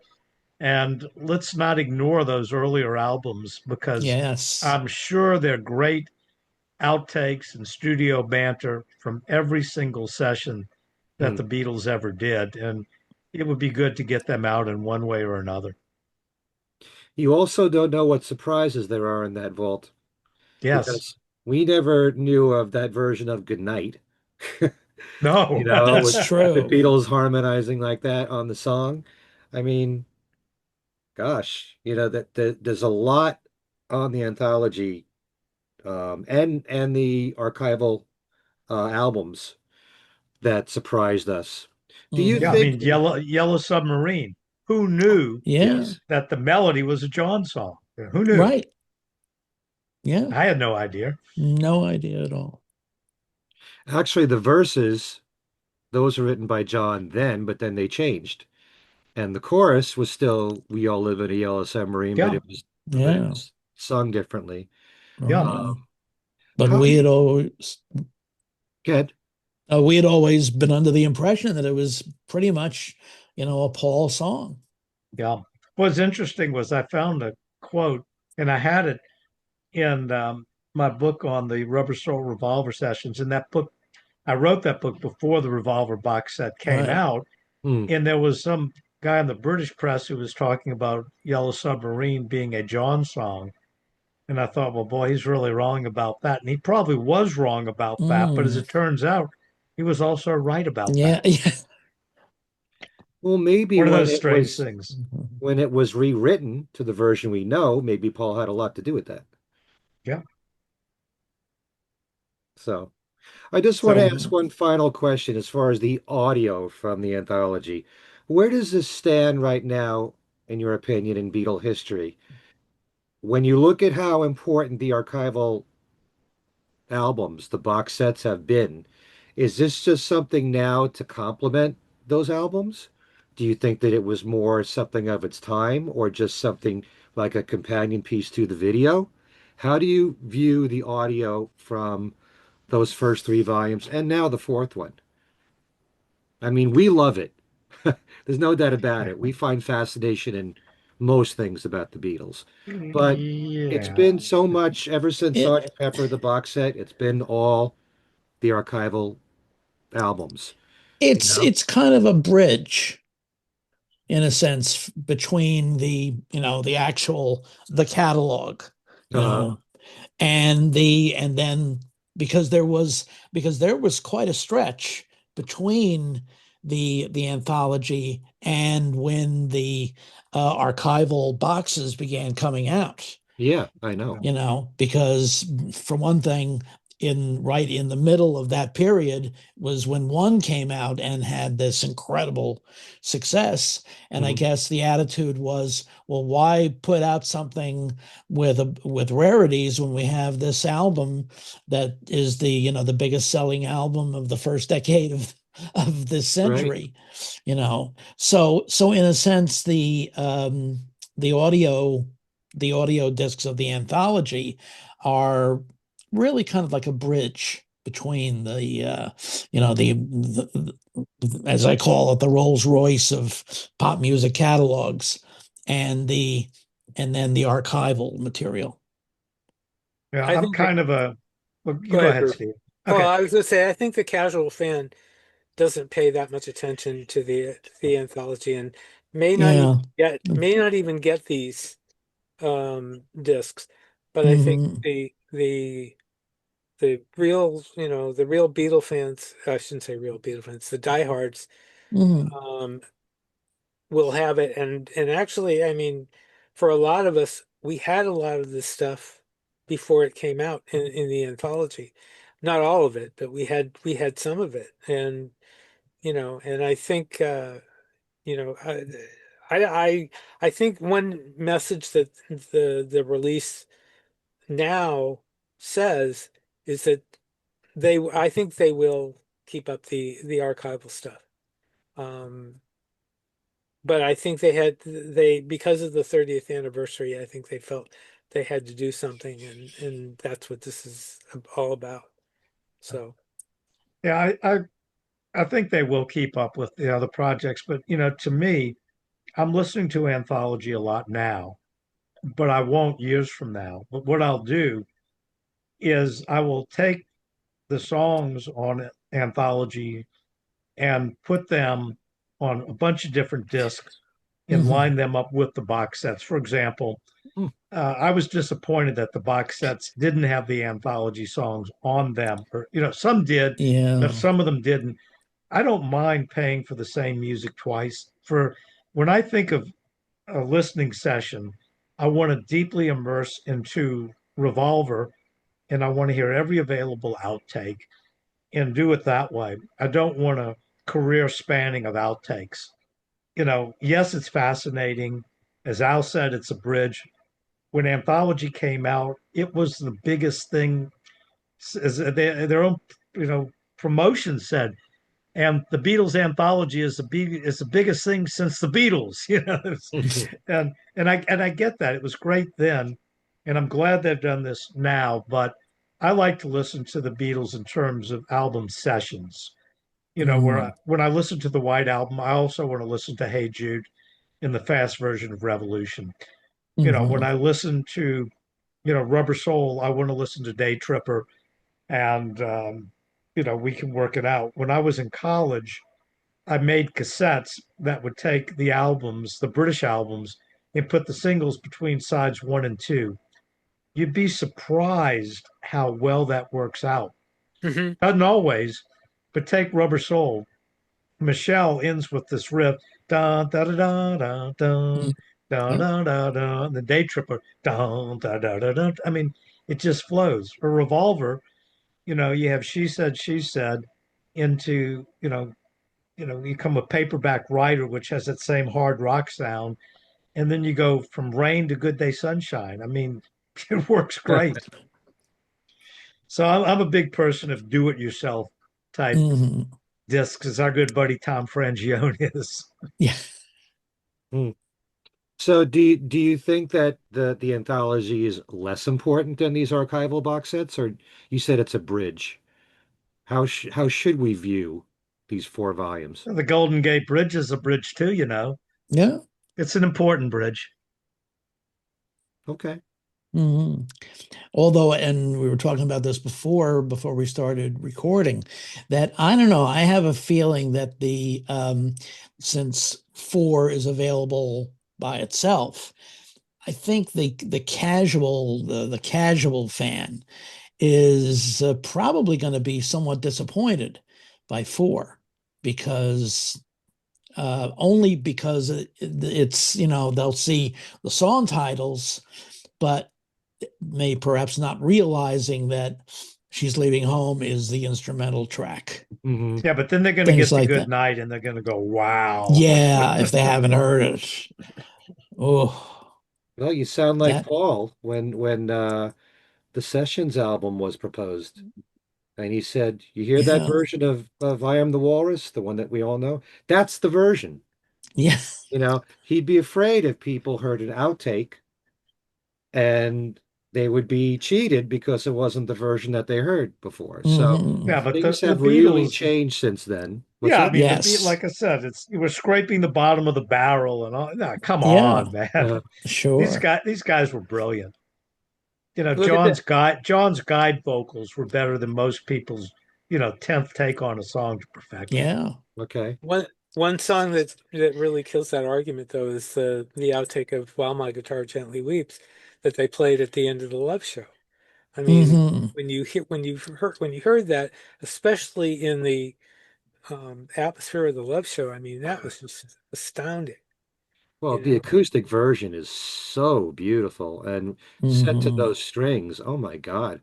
How could they let that go and not release it all those years? You know, but Yeah. I, but the version on the album was great. So, yeah. There's one version we haven't heard yet, and I was hoping that would be on Anthology 4, but it was not, alas. Which version is that?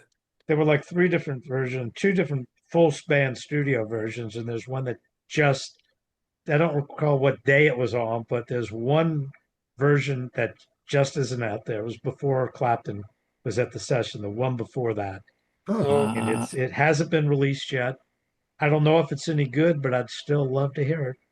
I'd be willing to bet it's pretty darn good. hmm. do you think that everything Yeah. is kind of planned in advance for the next several No, years? no, no.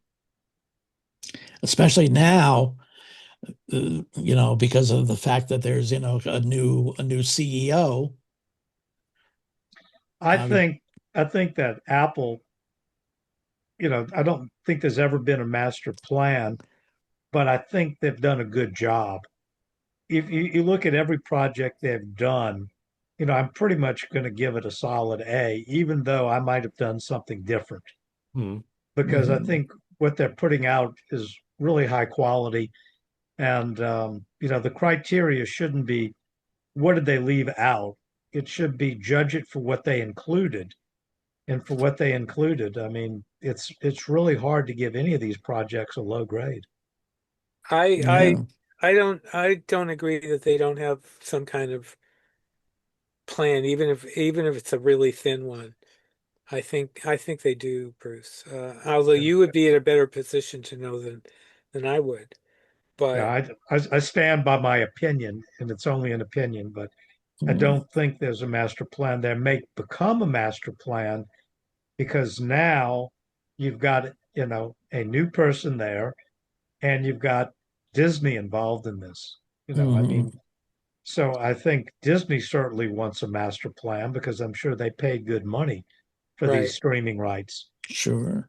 So I think you may start to have more of a master plan now, but I don't think there ever was a master plan per se in the I just hope past. I just hope Disney isn't ruling the plans here. I hope you know the what they're going to do has less to do with Disney than what the fans want. Well, once again, Apple, I'm sure on everything has 100% creative control where they can say yay or nay. But I Mm, think we're also in a situation where Disney can probably say yay or nay. Apple might say, well, we want to put out Let It Be on video now. And they might say, well, no, not now. mhm, We want to push the Get Back project. So don't put that out now. Hmm. So, like I said, I think it's a compromise where you're going to have Universal, Disney, and Apple working together. And I stand by my statement of it's really hard for me to find fault, significant fault with anything that put out. I can nitpick all of them, but Hmm. even nitpicking them, I still feel, I've gotten my money's worth. How much power do you think Paul and Ringo have at this point? Certainly, certainly they could veto anything. And I think that mhm, anytime, if they're having a board meeting and Paul or Ringo personally or their representatives are speaking up, I guarantee you, whoever's there is listening. At some point in time, it's going to be the next generation. Yeah. Sean is obviously, has a lot more input now because Yoko's doesn't have it. Uh, mhm, at some point, Donnie will take over for Olivia. I don't know per se out of Paul or Ringo's children who the musical influencer will be. That'll be interesting. Mm. And for Ringo. That's what I'm saying. I don't know for Paul and Ringo. Hmm. We'll see. Yeah. Yeah. See, it's always a guessing game Yeah. on all these And podcasts. that's What's okay. That's all right to have a little mystery in life. well, Sure. that's what keeps these Yeah. podcasts going, and it keeps the buzz out there on the Beatles. But Right. it's many of us think the same way. Oh, it was the 60th anniversary of Rubber Soul. They have to do something for that. Many of us were Neil not thinking Aspinall, about it. no, Neil Aspinall famously said, "Is with the Beatles, we don't put a big emphasis on anniversaries because there's always a Beatles anniversary." Mm. Well, they So put an yeah, anniversary on the CDs coming out in 1987 because it was the anniversary, the 20th anniversary of Sergeant Pepper. yeah, but for the most part, they didn't. There was not a 40th anniversary Sergeant Pepper box set. There was a 50th anniversary, but it wasn't like every anniversary. Look, this summer, how could you not make Help available in movie theaters? Hmm. But it wasn't. Mm. There's only one Beatles film you can license if you're a movie theater, and that's A Hard Day's Night, which is the one they don't own. None of these Beatle films right now can you go to a film distributor and show in the theater. I'd like to see that change because Yeah. I know movie Mm. theaters are on the way out and all that other stuff, but there's something really cool about seeing A Hard Day's Night on the big screen. Hmm. And I'd like to see Help again on the big screen. The last time I saw it on the big screen was when the DVD came out and they had a release party in LA, which I was invited to, and I went to it. And it was great sitting in the theater, you know, knowing, oh, Ringo's back there and watching Help. Very cool. And I really miss not being able to do that this summer. Mm. If Ringo was in the theater, I'd be watching Ringo watch the movie Yeah. and just seeing his reaction to it. Good point. I love that stuff. Like that scene that we've seen of George Harrison on Saturday Night Live watching the Beatles on Ed Sullivan, Yes. and talking about Yeah. John. He was blind as a bat. Yeah. So yeah, but sometimes it's like you look at the track listing of Anthology 4, and it's like, well, are they holding back a lot here intentionally? Are they being skimpy with the tracks? I know you said be grateful for the 13, and I am, the 13 Mhm. new tracks. I look at what we're getting, not just what we're not getting. But it makes me wonder, are they holding back because they know that there's other material, really strong material, that they're saving for the other albums from Please Please Me through Rubber Soul? We'll So, find that. We'll find out. And by the Yeah. way, I heard a rumor that Disney Plus is going to stream this podcast we've done now as episode 10 of Anthology. okay, I Just a wouldn't mind. rumor. Okay. But they won't put it out on DVD. Definitely not. No. All right, so before we go, you guys want to talk about what you're all up to lately? You can say page 9 or something like that. Uh, Bruce, you want to start? Yeah, I just finished a series of 9 books covering all the Beatles albums from the American, British, Canadian viewpoint, putting them all in context, fan recollections, meticulous details of how the songs were written and recorded, the packaging, fan recollections, all that fun stuff. And people say, well, what book are you working on now? For the first time in 9 years, I'm not working on another book. I'm still finding myself just as busy with Beatles stuff, writing Mhm. reviews of the new product that's coming out, being on podcasts. I Hmm. guess, but the difference is I don't go home from work and then sit behind the computer and work all night and all weekend on a new book. I'm enjoying a vacation from it. It very well may be that I will never write another Beatles book. The only reason I don't say that is I don't want people to be too disappointed. And when I come out, if I do come out with another book, I don't want him to say he's as bad as the Who. He's on his 5th farewell tour. Yeah. So that's what I'm up to. And by the way, my website is still beatle.net, beatle.net, net.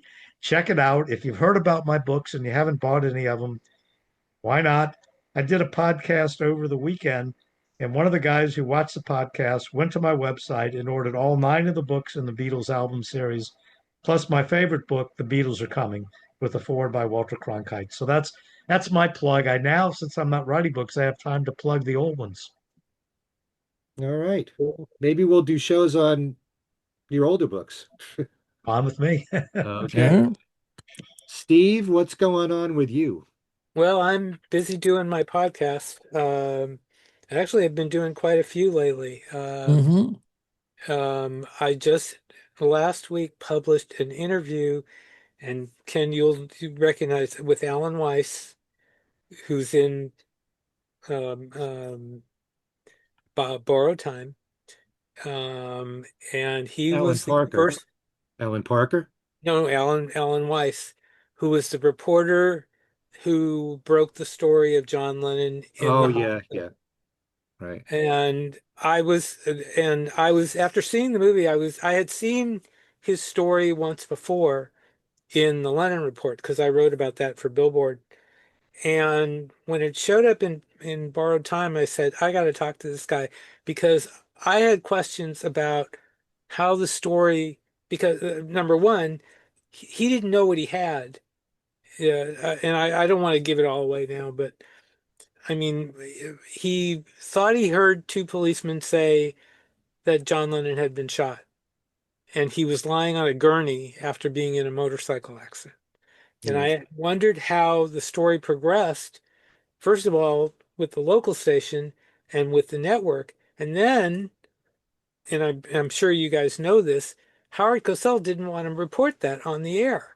Hmm. He and that made me wonder what was going on there, what was going on with him, and how the network handled the technique, the mechanics of the story.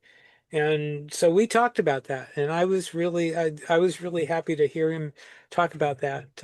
Yeah, they showed it Oh, on Monday Night Football this yeah. past week, where they cut to it and said that this was the anniversary of it, and and Howard had interviewed John during one of the earlier broadcasts, Right, and this was how it was. And I mean, they didn't show the whole thing. Where I think afterwards Howard broke the news. He said, well, that really puts this game in perspective. It's kind of like, who gives a damn about this Yeah. football game anymore? right.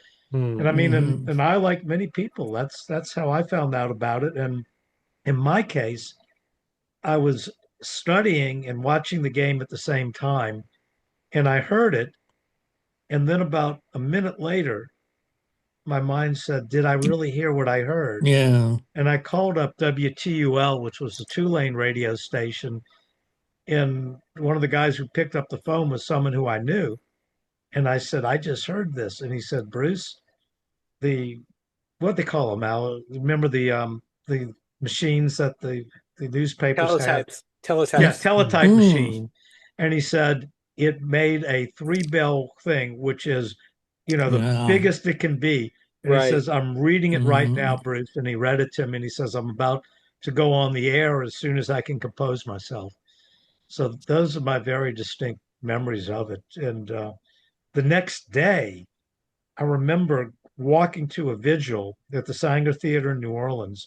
And remember when newspapers used to be sold in those things, you put a dime in and you get the Oh paper yeah. out. Sure. Yeah. Oh Yeah. yeah. And every time I walked by it, I kept wanting the headline to read, Lennon shot, expected to recover. And it never Yeah. did. And I Hmm. cursed every single one of those till I got to the theater. And then we all just, sang Beatles songs and cried. But Sure. the story though, I mean, for the network and for the local station, I mean, the way the circumstances that Weiss went through to hear the story, he had to confirm it. And I mean, he's lying there and he's kind of, banged up, and he has to confirm it. And then, they finally do get it confirmed, and it goes beyond to the network. And then, the network isn't just going to put something like that on the air on its Sure. own. And that was some of the stuff that we got into in the interview. And I Yeah. I was found very, the Did you I hear? Did you hear it? yeah, I found it riveting. Thank you. It was excellent. Thank you. Yeah, I was Yeah. very proud of that. I've done some, Is that archived now? it's the current one. There's a podcast. It's available now. And Yeah, it's Oh, available. yeah, It's on yeah. YouTube. It's on, wherever you get your podcasts. yeah, Okay. So yeah, it's the current one, the one with Alan Weiss. I'll make And sure I put up a link to that too. Yeah. okay, yeah, I was really, really, really proud of that one. I had fun doing that. So anyway, Mm. okay, but anyway, that's what I'm doing. I'm doing the podcast. I've got some possible, interviews coming up. And we'll see what happens. So there we go. Very good. Thank you. Al, what's going on with you? yeah. Well, now that I don't have to crank out two chapters, one on news and one on music for Bruce's books, Nine I years in a row, Al yeah did that. yeah And Al, I know I've thanked you in person many times, but I want to publicly thank you again and again, which I've also, when I'm interviewed, I do. But once again, Al, thank you so much for the big contributions that it you and was everyone, including the fans, made to the books. It was perfect. The perfect one was the first one's on Sergeant Pepper, and I literally got by with a little help from my friends because there was a big yeah. deadline to get this book done, and I couldn't have done it. And I enjoyed working so much with Al and Bill King and Pierce and Frank Daniels that I kept the entire team together for a series of 9 books. Yeah, So thanks again, Al. it was my pleasure. Absolutely. So since that's now finished, now I can concentrate on writing for Beatle Fan Magazine. And the current issue, I have a piece on, oddly enough, on the anthology, on kind of the roots of what became the anthology, and then the legacy of what came after in the last 30 years. And the new issue, the next issue, also Bruce, you've got a Do I have piece something in, in there? I think you do, Okay. but subject matter I don't remember. Okay. And the new issue, I was communicating with Bill King today, and he said the new issue will be at the printer on Monday. And I have a piece in there which actually is a rewrite of a piece that I did 20 years ago on, as I call it, a week in December 1980. Not much explanation needed. Yeah. Hmm, okay. Okay. Well, everybody here is busy. And Hmm. Bruce, since you have so much more free time, you can always come back here whenever you want. All of you, Anytime you really. anytime you guys want me to come on, I'll be happy to do so because it's really fun talking Beatles with people that know and care about the Beatles, like all of us do. And it's so much fun. Every now and then I do a podcast. I won't mention any names and I'm sitting here going, why am I here? Yeah. Normally I really enjoy doing them, but the fun thing about this is, we all are very knowledgeable. We all have our own opinions. We don't always agree, and that's fine. And it's just a lot of fun. So anytime you guys want me or anybody else there doing a podcast, you know, now that I have a time, I can actually do podcasts. Yeah. Okay. And of course, the You're invitation going to be is in trouble now, Bruce. Oh no, what have I Yeah. done? no one will leave you alone now. Yep. Yep. And the invitation, of course, is extended to you, Steve and Al, whenever you want to come on I would love to. Just anytime at you all. want me. Anytime, yeah, anytime at Hmm. all. Anytime you Okay. So want. we'll get the band together again when they put out that Rubber Soul box set that we really hope comes out next year. Mm. Actually, Ken, I was actually running a thought through my head of getting us on my show. So there. Sure. Okay. Yeah, I'm up for it. Just same say here. the word. Is Alan still is he too busy at the moment or Oh, he's always working on the McCartney legacy, but I'm sure he'll he'd be willing to that would be fun. participate. That would be Okay. fun. All right. So, guys, thanks for doing this so much. Everybody watching, dig into all the Beatles anthology material out there. It's a lot to explore, a lot to just revel in. And thanks to all of you for watching, and thanks to all the new subscribers. Thanks to God for letting my voice hold up. And Yes. it did. Yeah. You have no idea what I've been through the last few weeks. But Oh, anyway, my. thanks to all of you for watching, and we'll see you next time. Get well, Ken. Okay. Okay, thanks.